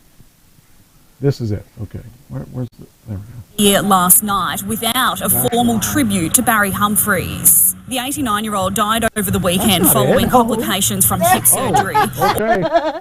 All right. Well, we're not going to get to see that clip. All right. Now, let's see here. Let's try this again. All right. It might be down here. I would imagine there's a... I guess the clip isn't here. Oh, wait. Maybe this is the clip. Nope. That's not a clip either. Just pictures. Just pictures. That's not a clip. All right. It says, a young lady noticed continuous tapping from a distressed-looking brown snake on her glass sliding door. Well, it could have been because he's wrapped around the rake and he was probably trying to Well, get... that could be. It could be. Yeah, that may be it. It says, Marianelle of Safe Snake Services Lismore and surrounds told the news that the encounter got even more incredible once she arrived. Upon inspecting the property, a second brown snake was found trapped in a small hole on the house. Nell is of the opinion that the knocking snake was trying to alert the homeowner of the second animal's plight, effectively begging for help. So, I hear you knocking, but you can't come in. I hear you knocking, but you can't come in. It said it's something we witness a lot. They do. Christine, he was offering free lawn care. Yeah, nope. He was offering to help the rodents, get rid of the rodent situation. They do something helpful. Most people mistakenly regard them by their venom first and not by the fact that they are sentient. It has something reported to us. It has something reported to us before, but in this case, it was clearly something else. It was tapping quite dramatically. I wonder if it was tapping in Morse code. No, thank you. That's just crazy. The first snake fled the scene and waited not too far away for the second snake to be rescued. Bit by bit, we had to inch it out of our hands. We released it, and off it went. At least it had the common sense to call for help. Yes, the first snake's actions resulted in the trapped snake being saved. Eastern brown snakes are Australia's second most venomous snake after the inland taipan, and are believed to be Australia's deadliest snake. So there you go. No. No way. Not happening. Well, fortunately for them. Oh, man. That's crazy. Did I save it? Did I do this yet? Probably not. I don't know. Did I do it? I might have. No, I don't think I did. Let's see. Oh, I did do it. Okay. All right. Next. All right. I applied for a job at QVC. Yeah. Yeah, it'll be good pay if I get it. It's like $2,500 a day. Yeah, but then that means I have to start watching QVC again, and that's a dangerous channel for me to watch. Well, it'll be dangerous for me, too. I like Ann. Super smart. Yes. All right. This is interesting. It says a mom ran down the street holding her 3-year-old shot. Ooh. And a Good Samaritan jumped into action. Why won't this open? There we go. It says here, so this is something you should never, ever have to do. And it's so weird to think that there are situations where this is going to happen, where your child is shot at 3 years old. Oh. Kid was doing a bad drug deal, I guess. Kid got in the wrong place at the wrong time. That's the thing. I mean, it's one thing if you're a drug dealer and you get shot, it's your own fault, you know? But if you're a little kid, no. So it says a teacher and fellow mom is recounting the moment she jumped into action to save a 3-year-old boy who was shot in Philadelphia. The 3-year-old boy was shot in the cheek around 5 p.m. Sunday in the city's Gray Ferry neighborhood. So apparently, you know, the kid was just, you know, out playing or something. And says Mika Outlaw said her 13-year-old son, said she and her 13-year-old son were in front of their home unloading groceries from her car when she heard a woman yelling and running towards her holding a little boy. As she got closer, I see the baby has blood like dripping down his leg and under his foot. I said, do you want me to call an ambulance? And she said, please. I'm telling the 911 dispatcher what happened. I'm telling her the child is bleeding. That's when the little boy's mom yells that the baby isn't breathing anymore. Outlaw said to the dispatcher she's not, told her not to move so the ambulance could reach them, but she said the mom was yelling for help. I knew I didn't have enough gas to make it to the children's hospital, but I also knew that there was a fire station a few blocks away. I knew if I could get the baby there, somebody would actually be able to work on him. That was a smart idea, especially if they have paramedics. I mean, not all firehouses have paramedics. And if it was a paid fire station, then somebody would be there. Right. It would really suck if it was volunteer. Oh, that would suck big time. But I guess in Philadelphia, it would probably be more Paid. I'm thinking as big as Philly is, yeah. Outlaw then jumped into the car, and the mother was hysterical on the drive to the fire station. Once they arrived, Outlaw yelled for the firefighters, who immediately came to the boy's aid. The 3-year-old was taken to Children's Hospital of Philadelphia in critical but stable condition. Police, who confirmed a Good Samaritan drove the boy and her mother to the fire station, said no arrests have been made. Wow. How do you find a shooter? I mean, they were just unloading groceries and this happened, you know? That happens too often, though. Yeah. Well, Marcia, you're right. All firemen do have basic medic training. Well, yeah, I guess they do. But it's just sad to even think that something like this would happen. So. Well, there's a lot of shootings and stuff going on around here, and every time I hear of one downtown, right, you know, I start to, like, I'll look at it and think, okay. You're not in the best neighborhood, but you're not in the worst neighborhood. No, either. but I'm thinking her. Well, she's in but again, the worst neighborhood in Harrisburg is not right anything like. The best neighborhood in Philadelphia is worse than the worst neighborhood in Harrisburg. So where she's at, I don't think that's all that bad. There's been some shootings close to her. There has. Yeah, there's been shootings here. Yeah. By my neighbor that gets up on his roof and shoots at a deer from the roof. I got redneck people. Anyway, it's just weird. This world's just getting weirder and weirder. This is really weird. Man arrested for after $3 million of drugs were shipped to a restaurant. Ew. So I'll take some cocaine with those mashed potatoes, please. I just wonder where people just. I mean, I will say. I know of somebody who ordered some illegal substances, and it went to their neighbor. Ooh. And their neighbor opened it because they thought it was theirs, saw the drugs, and immediately called the police. Oh, boy. And, of course, the police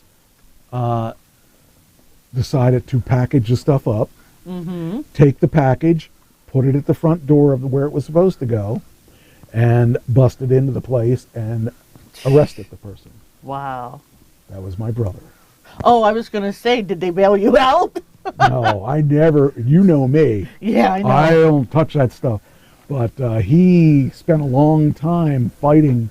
Wow. And he lost all his guns and everything. It was just stupid. And it was stupid. It was just dumb. I mean, he was messing around with meth. And his ex-girlfriend, had moved to California, and she became knowing some people out there that could get her the stuff, and she was shipping the stuff here. Wow. And I'll never forget when he told me, I said, "You're such a dumbass." I mean, to be messing with that stuff, that's some pretty hefty stuff. Yeah. And he got what he deserved. Yep. And it was not pleasant.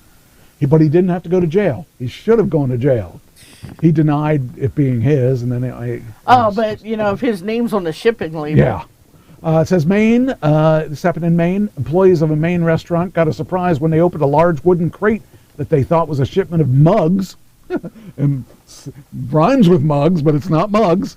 And it was a shipment of a shipment of mugs they recently ordered. Instead, they found a plastic tote that contained what law enforcement suspect is 12 kilograms or 31 pounds of a powerful synthetic opioid fentanyl with an estimated street value of $3 million.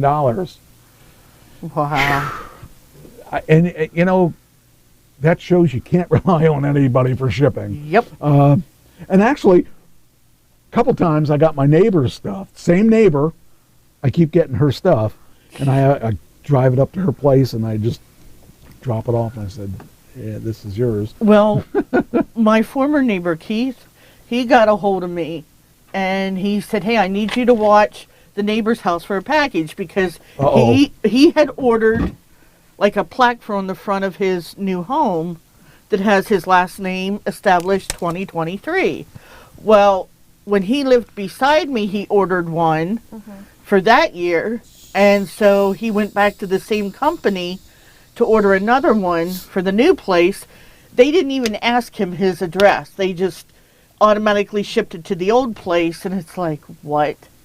You know, so Keith went over, and he's like looking around. There was nothing there, so he left a note with his phone number saying, if this shows up, please call me. Well, he never heard anything from the new neighbors, and he called me asking me. So while I was there, I was watching. I didn't see anything. Finally, he got a text message that it was delivered, so he hopped in his car and went over and got it. And I'm thinking, yeah, that's all they need is for, you know, someone to say, oh, he used to live there, but he's taking their package. And I read somewhere that there was they're looking for people out of 2 people out of Middletown. Wow. That took packages. Says here, the tote had a shipping label with the restaurant's address, but the name of someone who did not work there. Employees who opened it saw that, and they thought it looked like drugs, so they contacted the police.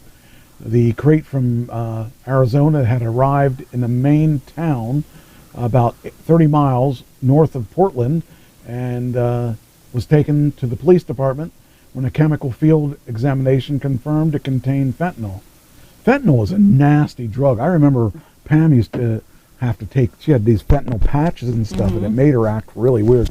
And one time, when I was having my really, really bad pain, I remember she gave me one of those, and I put it on my shoulder, and I forgot it was there then. And then I drove somewhere, and I started getting really sick, and I couldn't figure out what was going on, and I couldn't even drive. I had to pull over, and I thought, wow, what's going on here? And then I realized it must be the fentanyl patch, and I pulled the fentanyl patch off, and then 15 minutes later I was okay. But I never took another fentanyl patch. Oh man, I learned my lesson. You don't take that stuff. That stuff's nasty. And I don't know, that was part of what her downfall was. And she was taking it, she was prescribed that stuff. Oh, I know. And that stuff was horrible. She is what they call a legal drug addict. Yeah, and she was. I don't know how many accidents she had the last 2 years of her life, but she wrecked probably at least 3 times, and it was horrible. But about an hour later, it says the man whose name was on the shipment showed up looking for the crate and was arrested. Jeremy Mercer, 41 of Auburn, was charged with drug offenses and violating bail conditions. He's being held in county jail without bail. Hey, jail without bail. And oh hail, he's in jail without bail. He was frail too. Hey, look, there's some hail. And it was stale. Oh. He couldn't get out because he didn't have a nail. Baltimore, we have a murder a day at least. Yeah, well. I believe that. That's because it's a city. A real city. Not like Harrisburg. Harrisburg's not a real city. What, is it a fake one? I mean, like I said, Harrisburg, the worst part of Harrisburg is really good compared to a lot of other cities. I'm not saying that the worst part of Harrisburg is good. I'm just saying it's better than. It's like, is it better to chop off this much of your finger or this much of your finger? Better to have this much chop, but anyway. So let's see here. All right, so we got that all taken care of. So that guy went to jail without hair. I hope they throw away the key. That's right. They probably will. Okay, so that one's done. That one's done. So let's finish those. Then, there's a big mass shooting in Texas. Did you hear about that? I heard something. This is freaky. This guy in Texas has been sent back to his own country 4 or 5 times. He sneaks into the country, gets caught, then they send him back to his country, which is Mexico, and then he sneaks back into the country. Well, this person here, actually the same guy that keeps sneaking back in the country, ended up killing people. Wait till you hear why. I mean, you will be, it's frustrating why he killed these people. He killed these people because they came over to his house and said, "You're making a lot of noise, can you keep it down?" Oh, Lord. And he killed them. That's the way people are nowadays. You know, nowadays, that's why I like where I live, because people don't generally make that much noise back where I'm at. But there is some neighbors that make a little bit more noise than others. But this guy here, it's one of those things where they all said, he seems so quiet. Yeah, right. Yeah, that's why he killed. And these people were innocent people he killed, I think, 7 people. The FBI is analyzing hundreds of pieces of information as the manhunt continues for Francisco Oropeza, a man who allegedly killed 5, I think it's up to 7, 5 Texas family members. Officials are out on foot, in vehicles, and inside mobile command centers, using all available human and technological resources to gather intelligence and pursue tips. The FBI has 0 leads on where he's at, and the agent said Sunday, while announcing an $80,000 total reward for information leading to his capture. The total reward was increased to $100,000 on Tuesday, and the U.S. Marshal announced that a contribution of $20,000 on top of the $25,000 from the FBI, and the $50,000 from the state, and $5,000 from multi-county Crime Stoppers. Oropeza is a Mexican national who was previously deported 4 times, a source familiar with the investigation said. Oropeza, 38, was deported on March 17th, 2009, after the immigration judge ordered his removal. His unlawful return to the U.S. was, and he was apprehended and deported on September 2009, January 2012, and July 2016. Oropeza, this is him, the scumbag. Oropeza has been convicted in Montgomery County, Texas, in January 2012 of driving intoxicated and served time in jail. The mass shooting unfolded Friday night after neighbors asked Oropeza to stop shooting his gun in his yard of his home in Cleveland, which is about 50 miles north of Houston. The San Jacinto County Sheriff's Office received a call around 11:30 p.m. Friday night detailing harassment. Sheriff Greg Capers told reporters Sunday when the deputies arrived at his home, they found 5 victims on his property. Jeez. 3 minors were found were found uninjured but covered in blood. 2 of the female victims were discovered in the bedroom lying on top of 2 surviving children. The women were like covering up their kids, and they were killed. Oropeza is still on the run and is a threat to the community. Investigators described Oropeza as 5'8" Hispanic man with a goatee and short black hair. He was last seen wearing jeans, a black shirt, and work boots. The neighbors had asked the suspect to stop shooting his gun in his front yard because there was a baby trying to sleep. Bad thing to do. Oropeza, who had been allegedly drinking, responded, "I'll do what I want in my front yard." The massacre went from a case of harassment to a shooting very quickly. All the victims were shot from the neck up, execution style.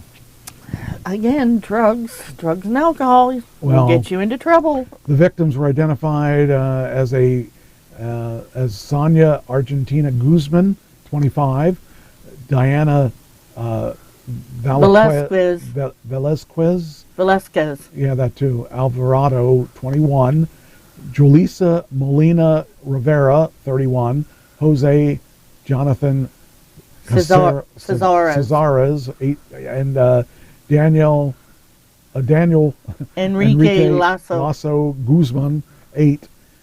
Daniel's father later said his son was 9. But still, 5 others who were in the house were not harmed. But those are the people that were killed. That's just awful. Footage from the Ring doorbells at the victim's house shows the shooter entering the home with a weapon. 4 of the victims were pronounced dead at the scene. The youngest was declared dead after being transported to the hospital. Some of the victims were trying to shield their children from the bullets. Shell casings were found on Orpiza's front yard. Wilson Garcia, who owns the home, told the family, told KTRK that the family was preparing a meal when Orpiza began shooting on his property. See, this is the problem. We let the people back in our country. Yeah. We don't let them in. They come back in. We need that wall. So. Yep. I mean, it's sad. If you were kicked out, you were kicked out for a reason. Okay, they're going to get pissed. You know, I should be allowed back, and you claim you're the, you know, it's freedom. Well, not when you do something stupid like that. And it's just a shame that so many people died. Said Garcia was in the house at the time of the shooting and escaped by climbing out of the window. Garcia said a woman in the house who told him to get out of the window was one of the people who died.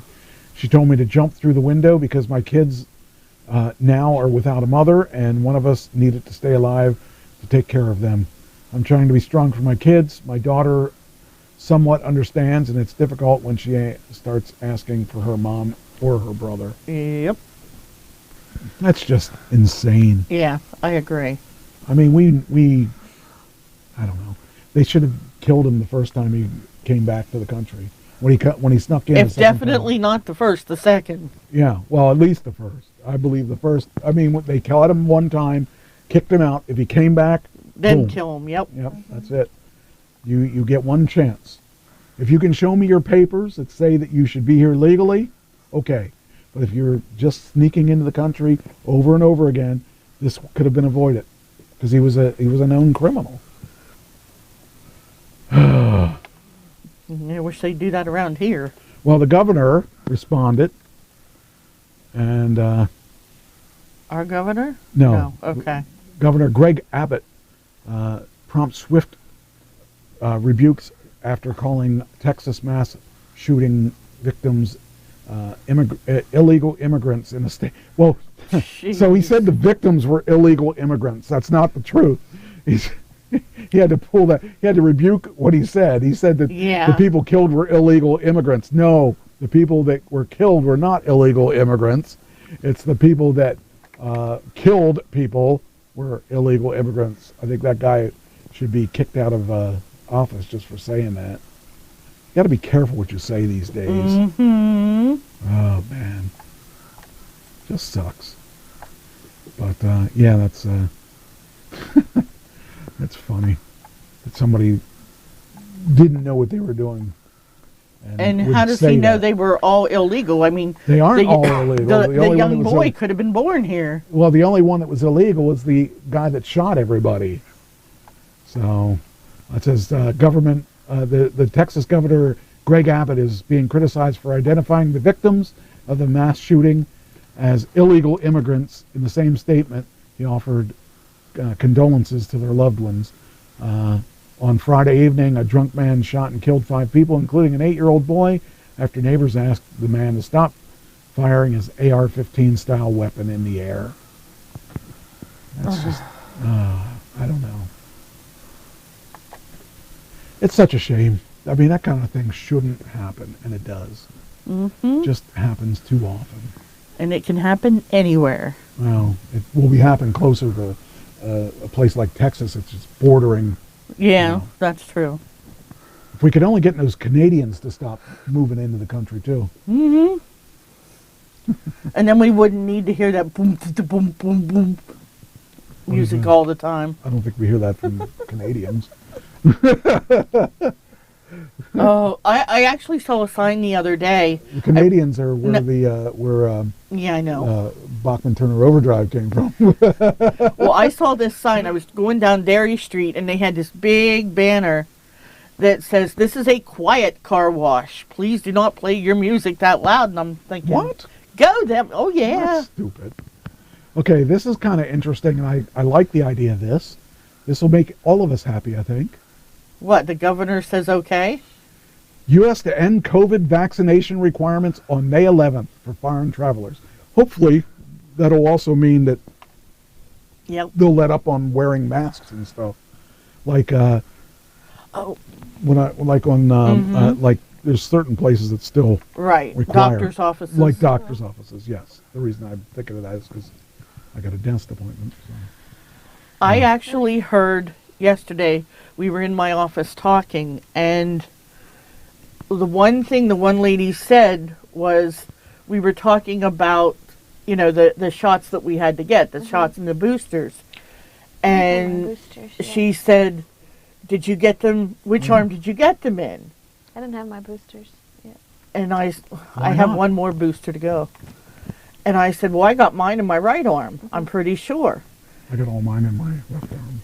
And she said, well, you might want to go get checked and have your mammogram done, because her doctors told her she had both of hers in her right arm, and she ended up with breast cancer. So I'm like, could be a coincidence. That's what I thought. But she's like, you know what? It's better to be safe than sorry. The United States will end its COVID vaccination requirements for international travelers. Hopefully that'll change also for, like, if I go to a set, they swab you and all that stuff. And you can't get on set if you, you know, and so that would be nice if that would end, because all these listings saying, have you been vaccinated and this and that, and it's just horrible. Do they require you to show proof of your vaccination? If you get on set, yes. Yep. But anyway, when the okay, so it says here, in February, the U.S. House of Representatives voted to lift the requirement that most foreign, so I mean, if they're doing it for most foreign travelers, they should do it for, you know, but it says the Biden administration last June dropped its requirement that people arriving in the U.S. must test negative. Why would that be? I hate him. I really don't like him. Biden is such a pain in the butt. Well, of course they have to test negative in order not to bring that over here. I know, but why it says dropped its requirement. Dropped its requirement that people arriving in the U.S. must test. Kept in place. But they should keep that in place for people overseas, because they can't control that. I don't know. Well, Biden's an idiot. Well, yeah, I mean, I don't think anybody would argue with you there. Okay, hey, then, sweet girl. this is a weird story, but aren't they all? Generally, when I Trash Talking Radio, the home of the weird stories. Pretty much. A Utah hiker is 70. The 70. First off, what do you hiking at 70 for? Anyway, to stay in shape. Utah hiker 70 fights off a mountain lion with a rock after he's ambushed in the canyon. That is okay. He's cute. The lion is cute. Yeah, you say that till he's up there. I just say he's cute. He's coming up and hitting you on the face with I just said he was cute because he's there. His paw is probably like... Yeah. It's cute when he's in that picture. He's not so cute he's cute when he's in the picture. He's not any cuter when he's... Cheyenne. She's over behind okay. Ashley. I was going to say, I don't even see her. Yep. She's been over here, sweet girl. For a while. Come here, sweet girl. Hi there, girl. You've been good. My girl. Let me see if I got your stuff up here. Where do I got them? Yeah, my sweet girl. Want one of these? I know you do. That was she's shaking her head no. You don't want one? Do you want one? There. What? You're turning it down? Oh, okay. I was going to say, that would be a first there. She usually eats that up. Anyway, so he's hiking in the canyon. Is it a canyon? I forget. Yeah. Yeah, in the canyon. And he's ambushed by a little kitty cat. Aww. And the little kitty cat wanted to take his head off. I would be terrified if I ran across a little kitty cat like that. You wouldn't even come over to my place for a bear. Exactly. So 70-year-old fought off a mountain lion that ambushed him in a canyon last week. The mountain lion attacked the hiker around 1 p.m. Thursday afternoon in Diamond Fork up Spanish Fork Canyon. The 70-year-old escaped serious injuries, suffering lacerations on his arms and head. Well, I want to know, what was a 70-year-old doing in That's a canyon? what I'm saying. What's he hiking for? That seems crazy to be out there. He should be out where people can see him, and if something happens at that age, the thing they is, can get to him. You shouldn't hike by yourself. That's true, what I'm too. saying. Not only is he 70, but he shouldn't be by himself, even if he was Okay, only, but how even if he was only 50. likely is something going to happen? Pretty likely. In that area where it's hot, you can get heat stroke. Yeah, that too. Or a heart attack. Yeah. Dehydration. Which reminds me. Can you talk? Yeah. Of course you know it well. So, anyway, dehydration will do it. How am I going to do this? You can talk while she's doing this. Talk, Ashley. Talk. Okay. Now I gotta put it back on. Oh, I know what I can do. So, oh, wait. Oh, yeah, I am on camera. Dirty. So, a couple of weeks ago, I had said that I was going to do some diamond paintings, and I was going to do one for Mike. Well, I have it started. Well, I should say almost finished. And I actually got it here with me. I'll show you guys. It, like I said, it's almost done. It's not quite finished. I have a little bit more to go. I was hoping to have it done. But that is so pretty. Let me see. I just got there a little bit up top here yet to do, and the heart yet. How can you see it? It's that small. Huh? How can you see where to put them? It's that small. I've got better eyes than you. Ha ha ha ha. Are you making a crack about my age? No. But yeah. That is so very that's what pretty. it is. And then I've got a black frame that I'll cut along the edge so this won't be there, and I have a black frame that I will be putting it in. Hopefully I'll have it done next week, and I'll show the finished product next week. Wow, and you got to have patience to do that, and I don't know that I could. Like I said, I got a dolphin one for you. I did a Joker one for my boyfriend. Your dolphin one. I got a Minnie and You Daisy did that one at home. that NFL team. Yeah, NFL. I got 2 more coming in the mail. It's a Beast and Beast and a Belle one, and then I got 2 here that I have to start yet. These are going to be for his nieces. So this is a rose. That one would be really pretty when it's done, when the colors pop. Yeah. And now, do you still do your beadwork? Yes, occasionally. I'm just more into this at the moment. And then the other one, which is the sun and the moon together. Wow. Those are cool. So I just don't have the patience, and I don't know that I could see the little squares. Yeah, they're hard sometimes. I mean, they're not really that hard, but the patience. You gotta have patience. Do your hands cramp up? Like just a little? Not really, because like I'll do it for a little bit and then I'll stop. Right. So like I do it in increments. Okay. Kind of. It's just my way of relaxing. And thank you, Anne, for saying that it was beautiful. I know when I had mentioned it earlier, she was said about that she did them. She does do them, yes. They're very nice. She said that she was wondering which one I was going to do for you, because she said she had been looking for one to do for you. She couldn't find one, and I told her this was what I was going to do. It's perfect for, you know, for the fact that I have, that's the Love is Love run. Yes. Yeah. Yes. Yeah, it's perfect for my song and stuff like that. Right. And And I actually saw this when I was up in Bellefonte the one time I went with Kylie. They had it up there, and I was like, I was going to get it, but then I decided not to because I wanted to do with stuff with Kylie, you know, wanted to get Kylie some stuff. And then, but I said as soon as I got paid, I had it ordered. I forgot to bring down what my sister gave me, but I showed it to you guys, the Oscar the Grouch, and that was awesome. I haven't figured out what I'm going to do with it yet, but it's going to be cool. So I like it a lot. I had a belt buckle that was like that Oscar, and I broke my belt buckle. Shame on you. Yeah, it irritated me.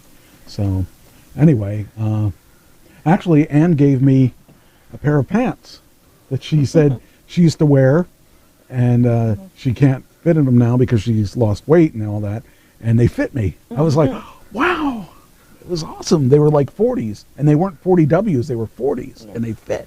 And they are very time consuming. They are. What's and that? they don't make Oscar the Grouch in a diamond painting unless you're crafty enough to do your own. Well, I would imagine they would have Well, you trademarks can they'd also have to just pay. I've seen on somewhere where you can take a picture and upload it. I believe it is on Amazon. I'm not quite sure, so don't quote me on that. Take a picture, upload it, and then they'll make that into a diamond painting. Oh, that would be cool. Do want a bear. I was already looking at that. Way ahead of you. Because I was looking for chihuahuas the one time, and I was like, trying to scroll through for one that He's looked hard like to bear. match. He is very hard to match. And then it was like, it's like, oh, customize your own. I was like, oh. And do one for Oscar the Grouch. That's good. But I'm sure they could have one for... Anyway, so back to this hitchhiker, or not hitchhiker, this hiker. Says a mountain lion hit me right up on the side, knocked me down the hill. Hey, maybe his name was Jack. Yeah. But Jill wasn't with him. Jill was not there. I kind of hunched up and folded up and came down, and it came down around me, behind me, and I hit it with a rock, with just my hand with a rock, and it took off. I'll tell you what, he's lucky. He's lucky that it did take off, because, man, that would have been it for him. Oh, boy. I'm telling you, I wouldn't want to... See, here's a reason. This is a reason why you should not be hiking by yourself. Oregon dad dies. 3 kids rescue after fall over a 200-foot cliff. Ah, there we go. Well, let's see. Hold it up. Wait a minute. Where's your picture? There you are. That would be cool. I can't see it. It's too bright. Hold on. Wait, where? Let me. Do we have a picture you can send to my messenger that I can bring it up on there? Yeah, I can do it that way. Okay. That would be cool. Let me... This is... I'm not going to look because I'm sure that's for me. So I won't look. Where are you on here? Well, you'll come up on top. I don't think I've sent you any messages lately. Oh, wait, here it is. There's the one she did for those of you playing along at home. There's the one she's doing. Yep. And did you send the other one? I'm working on it here. That is so cool. Now the letters are just the letters. You don't have anything on those. So these are, so they have, like, this one here is all letters, okay? And then they have numbers. No, but I'm saying, like, the Love is Love. Those are just the letters on there. You're not putting anything on those. No, because that's how it came. Right. It doesn't do anything with that.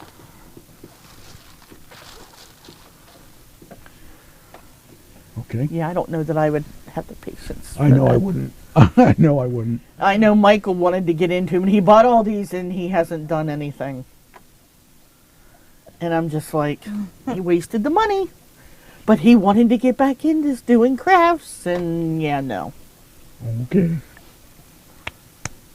I really want to take the ones that he hasn't done and take them back and get the money back. How much But- are they expensive? Depends on where you get them. Let's say that. What's that cost? Either one of those. This one, because it was on clearance, it was at the time I bought it. I think it was like $13. On clearance. Depends on but it depends on how big they are, because they can run up to $25 Now, or more. how much time would that take you from start to finish? A lot. It depends. Like if you can do that in one sitting, I'll be shocked. Okay. This smaller one, I probably Well, that's what I'm could, saying. I'm not but- saying in one sitting, but let's say how many hours would it take you to do one like that? Probably a good couple hours, almost a day or two at least. Okay. Yeah, I don't have that kind of Because patience. Yeah, I don't either. because I don't do it all day long, I'll do it when I get home, or if I have a day off. Do you I'll- relax with that? Oh yeah. That, my beadwork, the. Are you going to give us the copy of that or what? I'm trying. I had to Oh, save it come to on, the. girl. I had to save it to the computer. All you would have had to do was copy the link. Oh yeah, you could do that too. Oh, well, yes, That would have been just as good. You could send me the link and I could just hit that. Ian says, I'd rather do crafts than watch TV. Yeah, I can understand that. So, I'll do this, and I'll have the TV on in the background to kind of have noise in the background. I do that when I'm editing videos and stuff. Mm-hmm. Yep, I do that at work. I have my phone playing in front of me, and it's just the noise. Yeah, or I'll be on my phone and have the TV on, and you're not even watching TV. Yes, I am. A lot of times I just need the noise.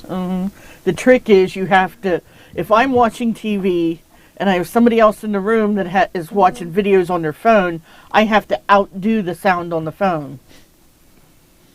And I'm just like, come on. This computer freezes a little bit. and there's times I've been wanting to say, do you mind? Usually what I end up doing is putting my headphones in at night. All right. Well, now that my benefits are kicked in, I can go get my hearing checked. What? Yep. Who? How? Mm-hmm. Why? All right. Well, I think she's getting it. There. There we go. where is it? Is it It's Messenger? coming. Yeah. Okay. So now I need to, let's see, go, watch. Here it goes. Come on. What is so slow? What is, oh, okay. Big link. This is it. 17. So like this is 18. So yeah, $18. Is this same size as those? No, this one is probably. This is a 9x9. So that's a little smaller than this. Okay. Wow. Well, at least it's a lot of color. Like that one's that one's like a lot of colors and a lot of. Yeah. At least you can do orange for a long time on this, and yellow for a long time on this, and green for a long time on this, and gray for. So I usually take like a section at a time, and whatever like these have designs on it instead of letters. I'll dump those on the little tray that I have, and do all those in that little section, and then I'll put those back in the container and do the next one. I only take it section by section. Right. It would be too hard to like. It's do- almost doing like cross Right. or latch hook section by section, yeah. Yeah, that would be. That'd be taking a lot. Oh, that's a lot of time. Yeah. I don't have that kind of patience. See, I'm afraid my hands would cramp. Yeah, that too. So yeah, this is a 11 by 11. Like this here is 11 by 11. This Oscar pictures it says a 9 by 9. Wow. That's cool. All right, next. Oh, this guy here. This guy's a piece of work. Arizona man pretended to be a doctor. He's charged with 48 counts. Felony counts. Oh, man. What is with these people? Like, you don't think they would figure out you aren't a doctor? This guy, he looks a little young, too, for the doctor as well. But what do I know?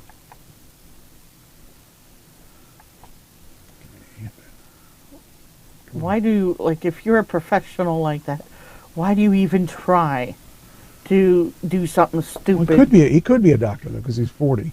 Arizona state officials are seeking victims who were treated by a fake doctor. Ooh. Jose Andres Lopez, 40, was arrested on December 16th and indicted before a grand jury. The Arizona Attorney General's office announced his charges on Wednesday. State officials are now looking for clients who were treated by Lopez at the Institute for Male Health and Performance in Lake Havasu City. Officials say he may have practiced under the name Dr. Joseph Lopez. Wow. Jeez. Lopez's charges include computer tampering, taking the identity of another, and forgery. And the offenses took place between 2017 and 2021. Jeez. Court documents obtained by Fox News claim that while pretending to be a doctor, he allegedly wrote prescriptions including hydroxine, meloxicam, and Norelad. I don't know what they are. Sounds like drugs. Yeah, well, that's what prescriptions are. And you said what, NORAD? Norelad. Spell it. Norel. Norel. Space ad. Okay. That one is for temporarily treat symptoms caused by the common cold, flu, allergies, or other breathing illnesses such as sinusitis or bronchitis. Meloxicam. M-E-L. Meloxicam. Oh, that looks like maybe allergy too? Scroll down. See if it says what it is. It just says those are what just pictures. Did you hit... oh.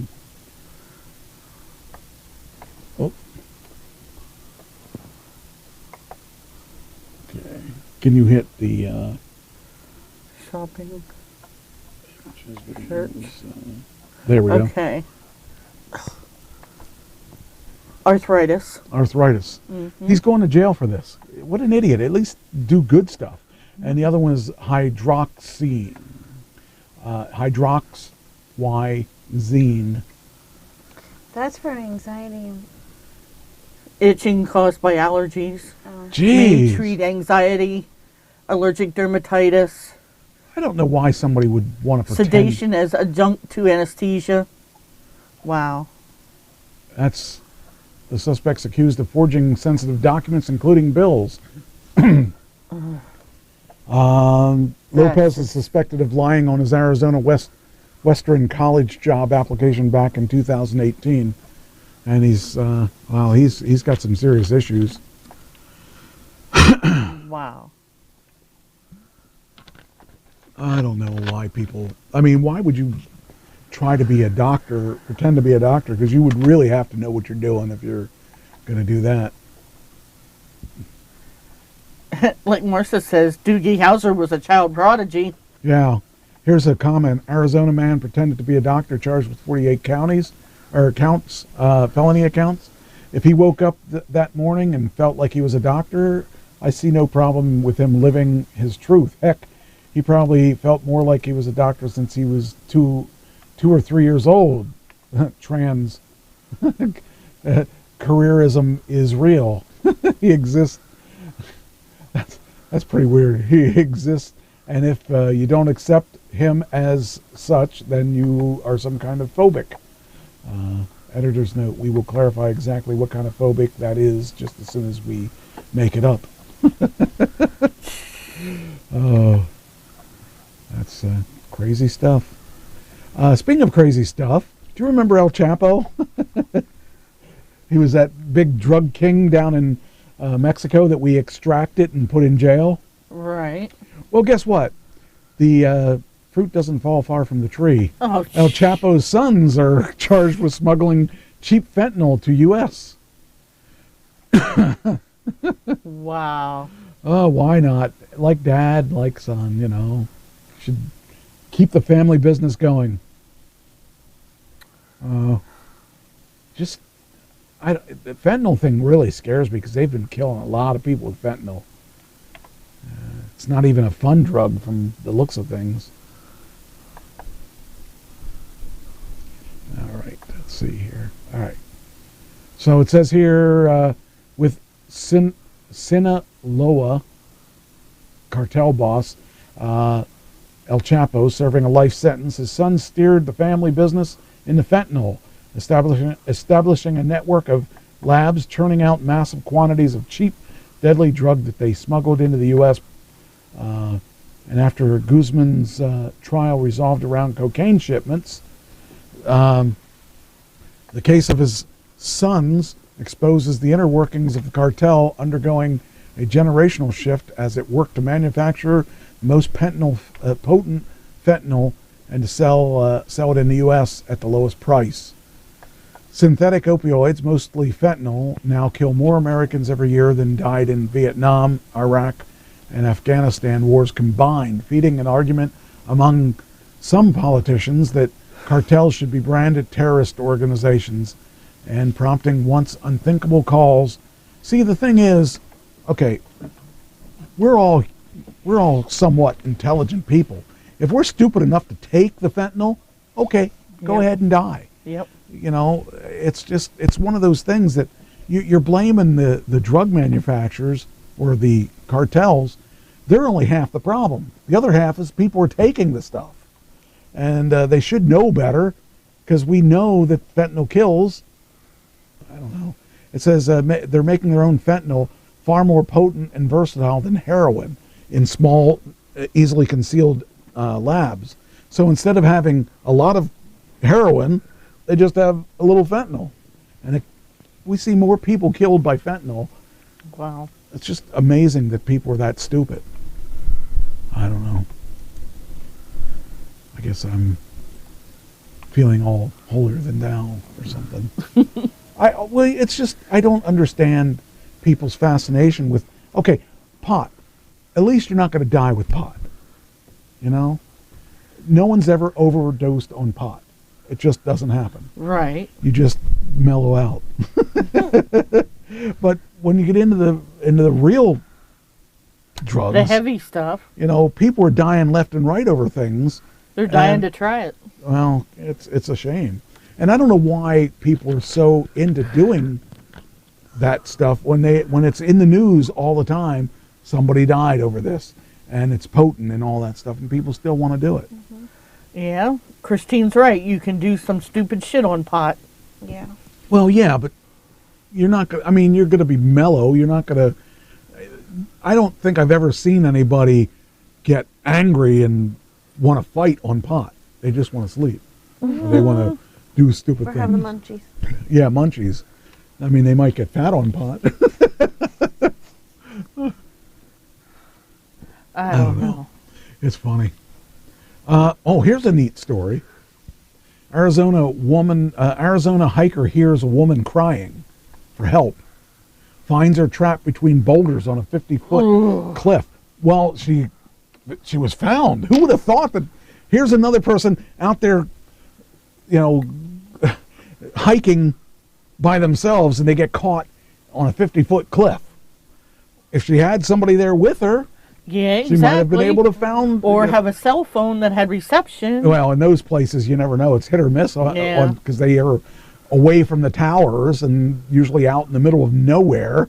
That's another reason not to want to do it, is that there's a better chance of you not coming back if you get lost or hurt, or a lion comes after you and chases you off a cliff or something, or the roadrunner or the coyote. Beep, beep. A woman found herself trapped between large boulders on a 50-foot cliff, but reached safely to another hike after another hiker heard her cries for help. 20-year-old woman told rescuers that she was free climbing by herself. You don't do that. That is the kind of thing, there's no people there to help you. If you want to go to a park and swing on a swing by yourself, that's okay. There's going to be other people there. If you go to a secluded place, notice, hey.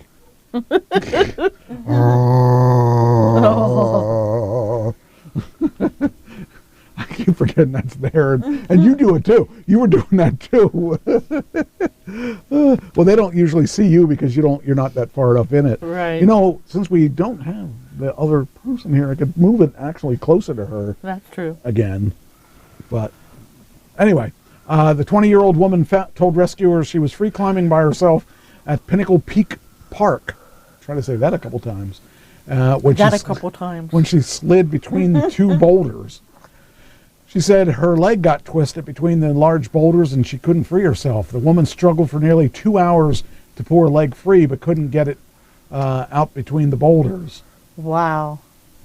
Eventually, another hiker heard the woman's cries for help and called 911. The rescuers, she must not have had her slip-resistant shoes on. Oh, wow. Rescue crews arrived and found the woman wedged between two large boulders and determined that a high-angle approach was the best way to pull her free. Well, at least she got free. Yeah. Crews used leverage and a water solution to slide her out from between the boulders. Wonder if they... let's see if these pictures actually show. They can't really tell what they're doing. Looks like they're hiking. Paramedics treated the woman for dehydration before taking her to a local hospital for treatment for non-threatening injuries. No update on her condition. Fire officials urge hikers to follow a series of safety procedures before heading into the wild. Hikers should always have a plan, according to the fire department, and always let others know whereabouts hikers. Oh, I also want to. Okay, so yeah, I got it. Okay, so we got that. People live their lives. You don't think something like that would happen. You don't. You just got to be smart about it. I wanted to talk about something that you're going to be happy about. Do you remember American Ninja Warrior, the girl who said all these... Jessie Graff? No, the other, before her. She had dark hair. She was a little girl. She kept setting all these standards for the women. I can't think of her real name.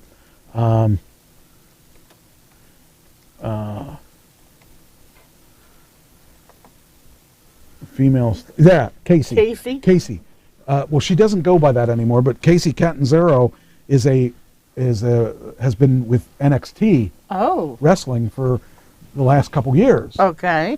She finally got called into SmackDown. Nice. Her and her partner are now going to be in SmackDown. I think that's exciting. Maybe we'll see them here in a couple weeks. We should. Well, no, that's Raw, though. That's Raw that's coming. Huh? Isn't it? Well, no, wait a minute.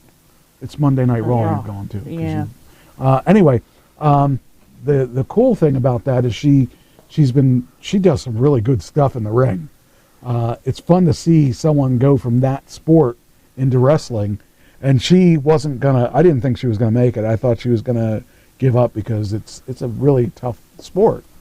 Whether you like it or not, whether you watch wrestling or not, people do get hurt in wrestling. Yep. A lot, and it's interesting to see someone cross over from a sport like the American Ninja Warrior to wrestling and do fairly well. And she does really well. She does some really cool acrobatic stuff. That'll be cool. She's going to be in it. They also called up Cameron Grimes, which I'm really excited about because I always thought he was pretty good. They didn't call up Bron Breakker, which I was really surprised because that's Rick Steiner's son. And I thought I still think they may call him up. I still think we're going to see that because he gave up the belt about 2 weeks ago. Right. And I think the reason he gave up the belt is they're going to call him up. He's going to be a force to be reckoned with. He reminds me a lot of a young Brock Lesnar. It's just not. What are you doing? You guys are sharing secrets between each other. She sent me another. Oh, yeah, exactly. All right.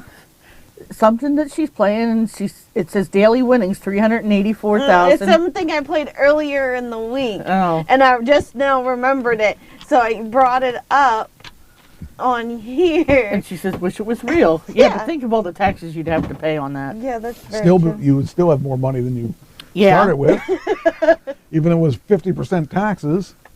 Anyway, so Casey is going to be officially Nice. brought up, and I'm so excited for her. I think it'll be a good boost to American Ninja Warrior as well as herself. So, Well, right before her and I got here tonight, I have this game on my phone called Solitaire Cash. And I actually won one of the tournaments where I had a $46 win. Oh, nice. So I pulled 40 of it out, and it'll process into my account in the next couple of weeks. Okay. And she's like, "How do you do that?" I'm like, "Well, I had it downloaded, but I only had that $1 that it gave, and I played a game, and I didn't win it. What I would do is like play it every day, because there are some days where they give you the daily, where it'll give you the like 30 cents, and you let that build up, and eventually you can play for the higher. And if you win the higher ones, I showed you. And then you just keep adding like that. What about all that money he was supposed to win off a game? Yeah, he never got it. And I told him that was stupid. Speaking of which. He's not here. No. Oh. Speaking of which, you happen to go right into my next thing. Scrubs to Riches. A California nurse went viral showing how she paid off her student loans by 27 by making up to $500K a year. Wow. Here's how she made her wealth. And she didn't do it by just as a nurse. She had a side hustle going, and the side hustles are things that anybody can do. So, you're talking about making money on the side by playing your game. Well, she has ways that I have two different people that give us ideas of how we can make money on the side. So I'm going to share them with you now. Okay, Wow. so she was a secretary in Illinois. She built a $7 million fortune starting with $180. Here's the one powerful technique that made Grace Groner rich, and it will change your life as well. Let's see how that is. I didn't read that. Okay. So here's what she did. I think. Oh, it's not going to come up. Okay. Here we go. Oh, that didn't work. Didn't work at all. That's not what I wanted to have. Hey, that's our... Oh, they got him in custody. Good. Oh, nice. They got him. They got the shooter, Texas shooter, in custody. Now they need to shoot him. They need to kill him because he is a troublemaker and a killer. Anyway, so she... okay. It says here, Grace Groner was a secretary for a medical device giant Abbott Laboratories for 43 years. She lived in a one-bedroom tiny apartment and didn't own a car and bought her clothes at rummage sales. So when she passed away in 2010 at the age of 100 and left her estate to her alma mater, the story made headlines. It says, while Groner was working at Abbott in 1935, she decided to purchase 3 shares of a company. At the time, they were $60 each. Total investment of $180, a fair amount of money back then. She held on to those shares, and when the stock split, she didn't sell them. When the company paid dividends, she used the cash to buy more shares. Fast forward to decades later, that small $180 investment for 3 shares, okay? How much do you think it's worth? What stock is it? Abbott. Okay, that's in 1935. Well, I'm going to tell you. Okay. It had grown to $7 million Whoa. in investments. Ooh. Buying 3 shares. Now, I think that's going to be your Aptera stock. In a couple years, I think we're going to both be sitting pretty. I hope so. Me too. So I just think that's interesting. That's one person's way of making money. Now, there's some other ways. Okay. So Olivia Reed's, she's a registered nurse, and she chronicles her life to her 1.3 million followers on TikTok. One of her latest videos, she details her key steps to success. It went viral and grabbed 1.5 million views and over 170,000 likes. Want your life to look like mine? Then listen up. I don't think my life's that cool, but I'm proud of what I've done. Here's her steps. If you want to make big bucks as a CRNA or any specialized field, you're going to have to... You go on Pressure Luck and go, big bucks, big bucks. You're going to have to sell your soul to school and sacrifice the party life. Beyond that, Reeves encouraged her viewers to keep learning, join all the societies, get all the certifications, be proud of your education. She was able to effectively use earnings from her high-paying nursing job, which she claims was $250,000 to $500,000 a year, to pay off all her student loan by 27. Wow. Whether you make $50,000 or $500,000, here are 3 things you need if you want to reach your own version of financial freedom. Prioritize paying off debt. Okay. Yep. Okay. So you're doing that already? That's a gimme. Yep. Okay. So that's important. Higher interest debts on your credit cards or car loan can weigh you down, so you want to pay that stuff off earlier. Work a side hustle. So she said, not all jobs offer overtime or additional shifts. You can always look for a new job that offers high salary and more work opportunities. If you don't want to change jobs, but you want to boost your income by working an average 40-hour work week, consider a side hustle. 2 or more jobs is common in America, according to the job search site Zippia. She's talking about being a YouTuber or influencer is the highest paying side hustle, but you got to really hustle. You got to really get to people with potentials of earning $10,000 a month, which is few and far between for people like us.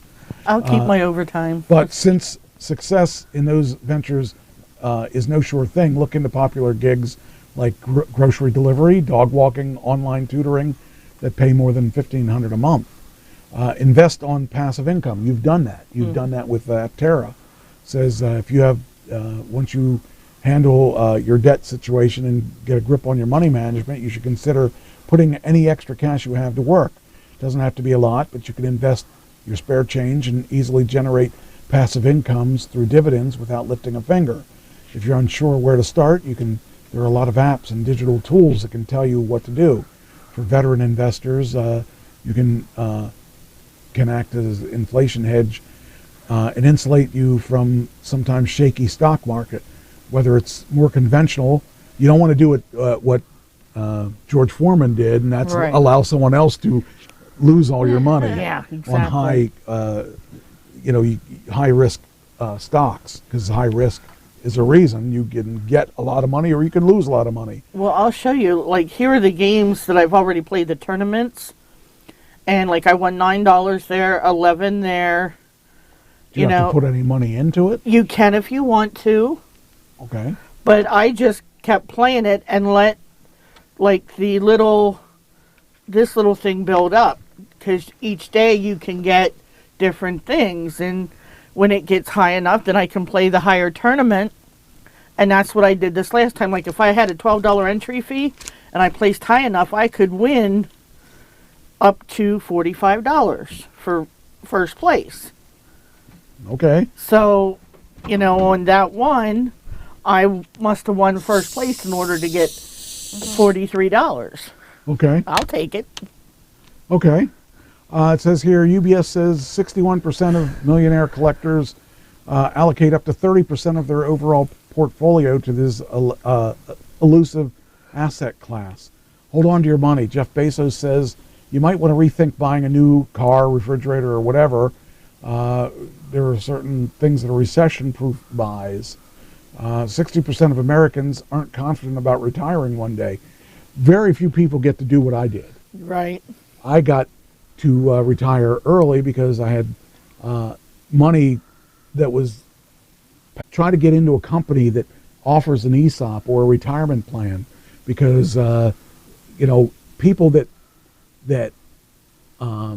expect, you know, the money you would make on a on Social Security isn't really a lot. Nope. You know, you probably make more than I do on a monthly income off my Social Security, but I have a retirement also, right? And that's where I actually have made all my money is retirement. All I can say is I love my job. Well, hopefully they have some kind of retirement plan. They do. And that's something you want to take advantage of.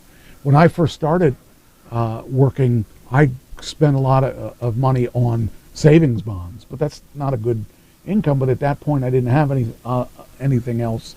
They didn't have a retirement plan. Right. So that was the only way I could make money, and I ended up cashing all that stuff in. But the place you want to do it is place you want to work is a place that has some kind of ESOP or some kind of retirement plan, some kind of profit sharing plan, so that you're not going to have to live off just the Social Security, because they say that you need to have $500,000 minimum to live on retirement. Right. 500,000. How many of us have $500,000? Not me. Yeah. So, you know, there's things that you got to have some kind of side hustle to do that will give you that. Here's somebody that worked at Meta, which is, you know, basically Facebook, and she was paid $190,000 salary to do absolutely nothing. Well, she found a way to make money in her, you know, $190,000. You could do okay with. I didn't make $190,000 when I was working. I'd never make $190,000 in a year. No, who does? The normal people don't. You have to, you know, pretty much be self-employed to be able to pull off that kind of money, and then you're lucky if you're pulling off that kind of money. But you know, that's something to think about, is that, you know, you, as you're getting older, you got to think about retirement. But here's what they say. We weren't expected to hire anyone for the next 6 months, even after the first year. It says here that, where's that? Oh, so I don't know. Rent out your space. Hey, that would be good if you got rid of the freeloaders. One actually does pay me $100 a week, and then he takes care of his phone bill. It was $300 a month, but then it jumped to $100 a week. Let me ask you this. You rented places. This is, let's say, 10 years ago. Okay. What did you pay for rent? What, my house? Or before you got your house? I was paying like $400 to $500 a month. Okay. That was over 10 years ago. That $400 to $500, and that was for that now trailer. is then to $1,500 at least. Yeah. So, you know, you're giving a bargain. Oh, I know. You're not making any money. Nope. You should be making money if you're renting that place. And for the amount of hassle that you're living in, you should make a lot of money to put up for that hassle. Okay. Get cash back from credit cards. You don't have any credit cards, do you? Nope. Got rid of them all. I do. I can get cash back for you. Lucky. But you'll probably keep it anyway. Yeah. You can get it for me, but it stays in your account. Yeah, that's it. Invest in dividend stocks. Again, like the one person starting out with 3 stocks, 3 shares. They became $7 million. She spent $180. So when you put that money, put money aside, right, that could be where you put the money eventually, is that you could spend it on buying stocks. And even if you start small, like you're really, I am so hopeful that Aptera stock does what I think it's going to do. I hope so. Because if it does, you're gonna love me long time. I already do. Well, you'll love me longer time. Because, I mean, I'm counting the money that I think it's going to be. Because I think Aptera, and they're going to start shipping this year. You know. I saw that. And okay, so get interest back by in a savings account or CD. So if you're a cross-dresser, you can get money back. I guess that's not what that meant. No. Oh, okay. It's just things like, I'll tell you something else you could do that probably, I'm going to tell you this, and there are people doing this. What you do is go to Goodwill, Salvation Army and stuff, buy things that you can resell. Yeah. And put them on Facebook Marketplace. I have a whole basement full of stuff. Well, you should put it on Facebook Marketplace. I have done some of that. I'm telling you, you could make big bucks doing it. When I go to the Goodwill site, I got a bunch of power supplies for Dell and for HP and all that. I could put them on. I paid $40 for one of the boxes of power supplies. I could put them on Facebook for $40 a piece if I wanted to, and I'd probably sell them. When I downsized last year, I did a lot. I got rid of a lot of stuff by doing a garage sale or yard sale, but I didn't make a whole lot. You should do it on Facebook Marketplace. Yeah, I've done some of that before. Because you can stretch it out, and you can. And now that we have all that stuff from Michael's mother, I could get rid of a lot of it that way, if I could do it without any hassle from him. Well, I mean, that's a whole other thing there. Yeah. But you could, that's one of the things I was thinking of doing, is taking those power supplies that I've got. I bought a bunch of Dell stuff, and I did it by accident this last time because I didn't really want it, and I thought I thought I'm gonna put a bid on it, and I'm gonna put a low bid on it. I ended up buying it, and I thought, oh, stupid me! I didn't really need all of them, but I really could make money. Yeah. I bought a bunch of docks for computers, and I bought the docks. I probably paid, I don't know, I'm going to say $30 for a ton of docks, and I could sell them for $30 a piece. You mean you're not going to say you're a doctor? No, I don't want to get arrested for that. We saw a guy that did that. Mm-hmm. But I'm just saying, there's lots of ways. Oh, yeah. And that's the thing. All my life, I've always been, sorry about that. Sorry about that, people. All my life, I've always been a hustler. I've always tried to make money on the side. Mm-hmm. And one time I bought Christmas trees. Oh, wow. And I sold Christmas trees. Problem is, it was in April, so I didn't make any money. No. But I sold Christmas trees one year, and there's all kinds of hustles that you can do if you are just creative about it. Right. And you can lay out a little money and make a lot of money, like the things with these docks and stuff. I laid out a little money, and I can make a lot of money if I took the time and did it. Or I can spend a lot of money and not do anything, like those trailers that I bought. Wasn't that a brilliant idea? Very brilliant. Still sitting in my backyard. Anyway, there are lots of ways that you can make money if you really take your time and think about it. That are legit. That are legit, yes. So, and if you do it right, you can actually do cool things. This is disturbing. So I'm going to share this with people. Massachusetts Popeyes employees were attacked. The restaurant was damaged by customers over wrong orders. Okay, so people were getting so upset over their chicken being wrong or whatever that they decided to attack the employees. I mean, physically attack the employees.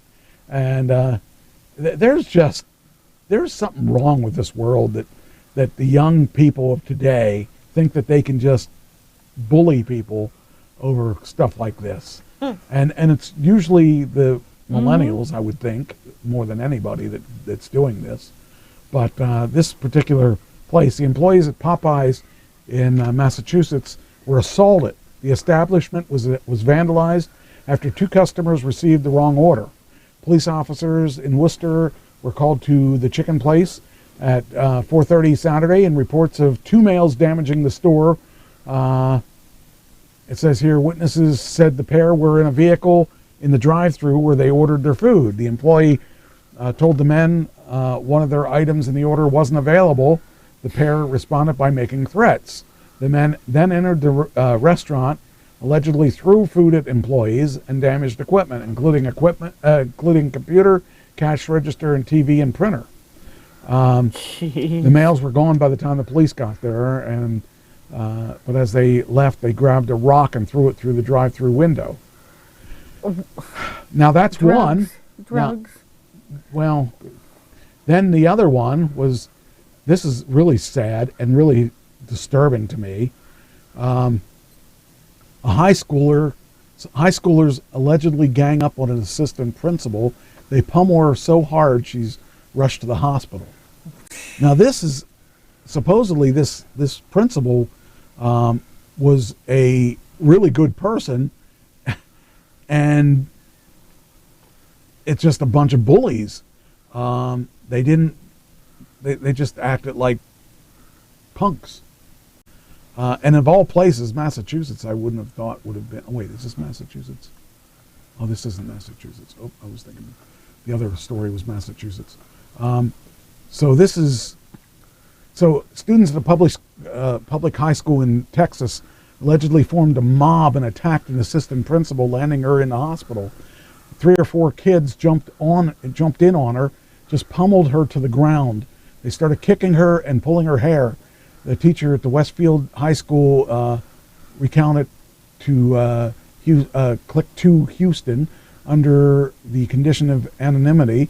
She loves those kids. She's the nicest person, and she's the best administrator that we've ever had at Westfield High School. The assistant principal, who's not been identified, was reportedly attacked by a group of students on Thursday at the school's 9th grade center. And it says the family of the assistant principal said the woman was rushed to the hospital after she was attacked. The family, was rushed to the hospital following the attack and was left unable to speak. The father of the victim said the family is unsure how long she will remain in the hospital and noted she's suffering from serious head pain. It broke my heart. It makes me want to cry, the unidentified teacher who's speaking out about the attack. The Spring Independent School District released a statement last week confirming the staffer of Westfield had been transported to the hospital following the altercation that occurred between multiple students. Now, first off, she's a woman. She probably wasn't being aggressive at them. They were just being punks. Now, would this fall under workman's comp? Well, I mean, I know there's going to sure be criminal charges I'm sure it against does. these kids. It's sad that that these children or young adults felt that they had to beat up this woman. Of all, I mean, if it was a man and he was acting aggressive, okay, I would be a little more understanding, but not really, because they're authority figures. But this woman was not at all like that. I mean, from all counts, this woman was a really nice person. School administrators weren't able to intervene and stop the fighting quickly. As the result of the incident, the staff member was transported to a nearby hospital for treatment. The staff member was treated and released the same evening. We're currently conducting a full investigation of all students involved. And I would imagine they have cameras in all the schools now. I mean, so what they said it was a high school, right? Yeah, high school. So the school district previously said in a comment to local media that the school administrators and police officers helped stop the fighting. The teacher who spoke to Click 2 Houston, however, said the school district statement is not true. The arguing teachers who do not feel safe, and that there are only 2 officers for the entire campus. When you call for help in the front office, nobody ever shows up. So that's really sad, and it just is the kind of thing that I wouldn't want to be a teacher. I would never want to be a teacher because of this kind of stuff. So, and the fact that I don't care too much for kids. But that's a whole other thing. And I don't know. It's just sad to see that these kind of things were even happening in today's world. And they've got cameras everywhere. So and unfortunately, in a lot of the schools, the teachers and authority figures can't touch the kids. Right. Yeah. That's the other thing. Then there's one more, and then we'll call it a night. Exactly, and she'll never be the same again after that trauma. And geez, I wouldn't want to be a teacher. I'd be terrified because I'm not afraid of one kid, but I am afraid of one kid with a weapon or multiple kids that want to gang up on me. I don't care if they get prosecuted to the maximum, because if my health is in danger, Right. I don't care if they're prosecuted or not. If they kill me, jeez. The last one is feds accuse a creepy passenger of groping the flight attendant's crotch. Oh. Look at this guy. He looks like he's a creep. He does look like one. Wait, that's me. Wait a minute. Well, But, you painted your hair white then. Well, I put a wig on because he got more hair than I do. But anyway, this guy here, you're closing your computer down. You got a lot of nerve. Yep. She at least keeps it open even though she's not paying attention. She's playing her game so that she can get extra money. If you learned anything on this show, it's how to make extra money. Yep.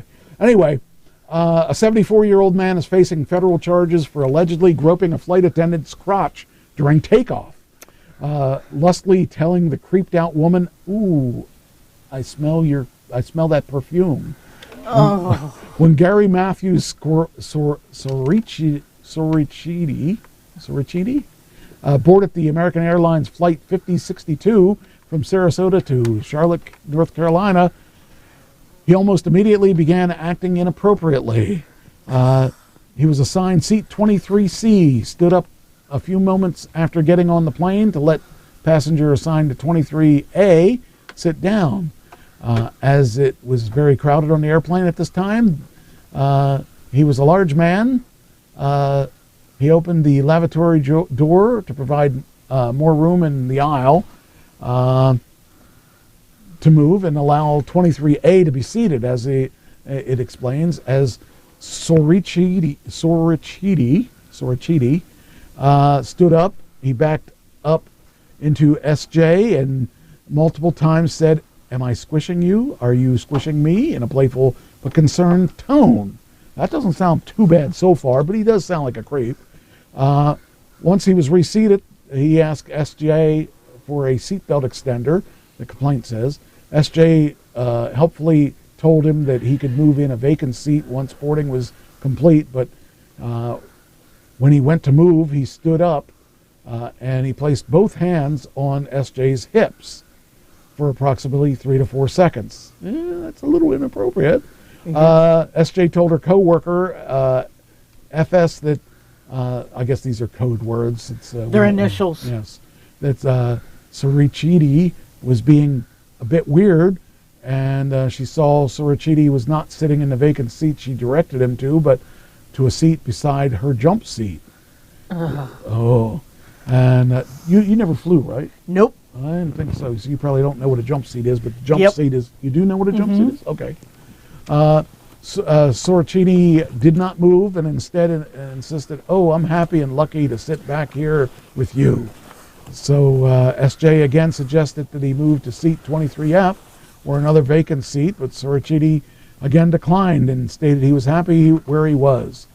When SJ was preparing for takeoff, Soricidi said, "You look great," according to the complaint. SJ denied being, but that so far is not, other than touching her for 4 to 5 seconds, he hasn't said anything really weird.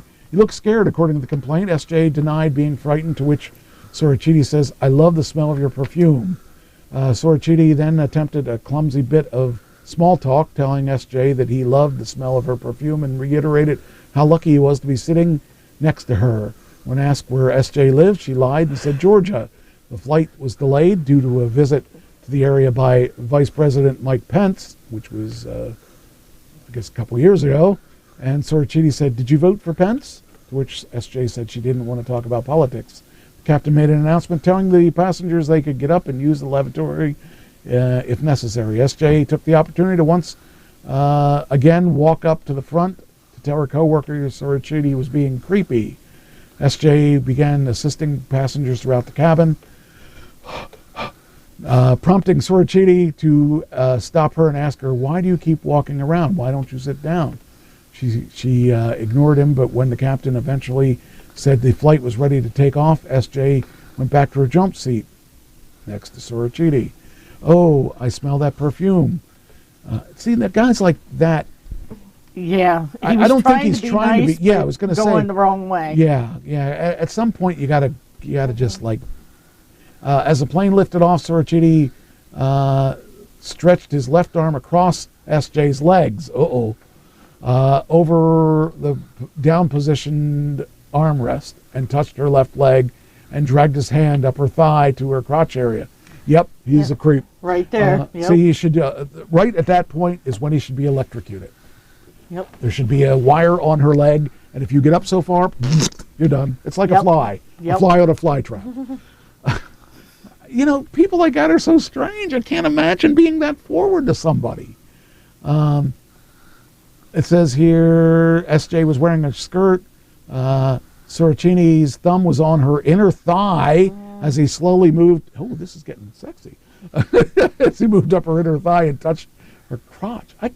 Why? Why would somebody do this? He's sick. What the... I mean, that just doesn't even make sense to me. I don't have any guts to even talk to a woman, let alone be a creep like that. Sick. The flight crew notified authorities, and let's see here, an arrest warrant was for one count of abuse of sexual contact was issued, and he was taken into custody. More than 2 years later, and freed the next day. Oh. I'll bet he's not. So he'd done that before. The conditions of his release remain sealed, and it's unclear why it took so long to arrest him. So this guy's oh man. He's serial offender. He's Yes. a repeat offender. Man, this guy's a creep. Well, on that tone, I think that's a good way to leave. I'm a little creeped out. Now I know I'll never fly. You women, the things you have to put up with. Mm-hmm. But it's the things that you men put us through. No, not me, men. Not me, men. I have never put a woman through that stuff. I would not ever do that. I just think that's crazy. I can't believe people have that kind of... Like, I went in with Antoine last night to... So he is starting, like a second shift. Okay. And... What kind of work? Cleaning. Okay. And, hey, maybe we can get him to clean this place. He would do it. Mm-hmm. I may talk to him about it. I'm going to get a dumpster, and I'm going to start throwing things out. So. Nice. Anyway. And for when he can't go in, I'm going to go in. Okay. So I went in yesterday to kind of see like the routine and what to do. When I came home today, he told me that I was not to clean the men's room or the men's locker room at all. Mm-hmm. Like I was told to. He's like, you're not to do that at all. Yep. I was informed. Are there people there when Yes. you're cleaning? Yes. Oh, I see. Yeah. There's people there like around the clock. So he's like, you are not to go in there at all. I said, okay. When I worked, when I had one of my first jobs, I was working at the community college. I worked in the athletic division, obviously. You know, I worked for the gym, and we had to make sure everybody was out of the building so we could lock up. Mm-hmm. And I felt weird going into the women's locker room and like you had to yell out, "Hey, anybody in here?" We're, you know, because I just got the weirdest thing that. And back then, it wasn't like it is now. Yeah, that's what he has to do. Yep. Like, because the one cleaning area in the one building, you can get where their closet is. You can get through it either way. So he told me how to get in the one through the women's way. He came in through the men's way, but the men's, it's locked with like a latch and a door. I don't know if the latch is always locked or not, but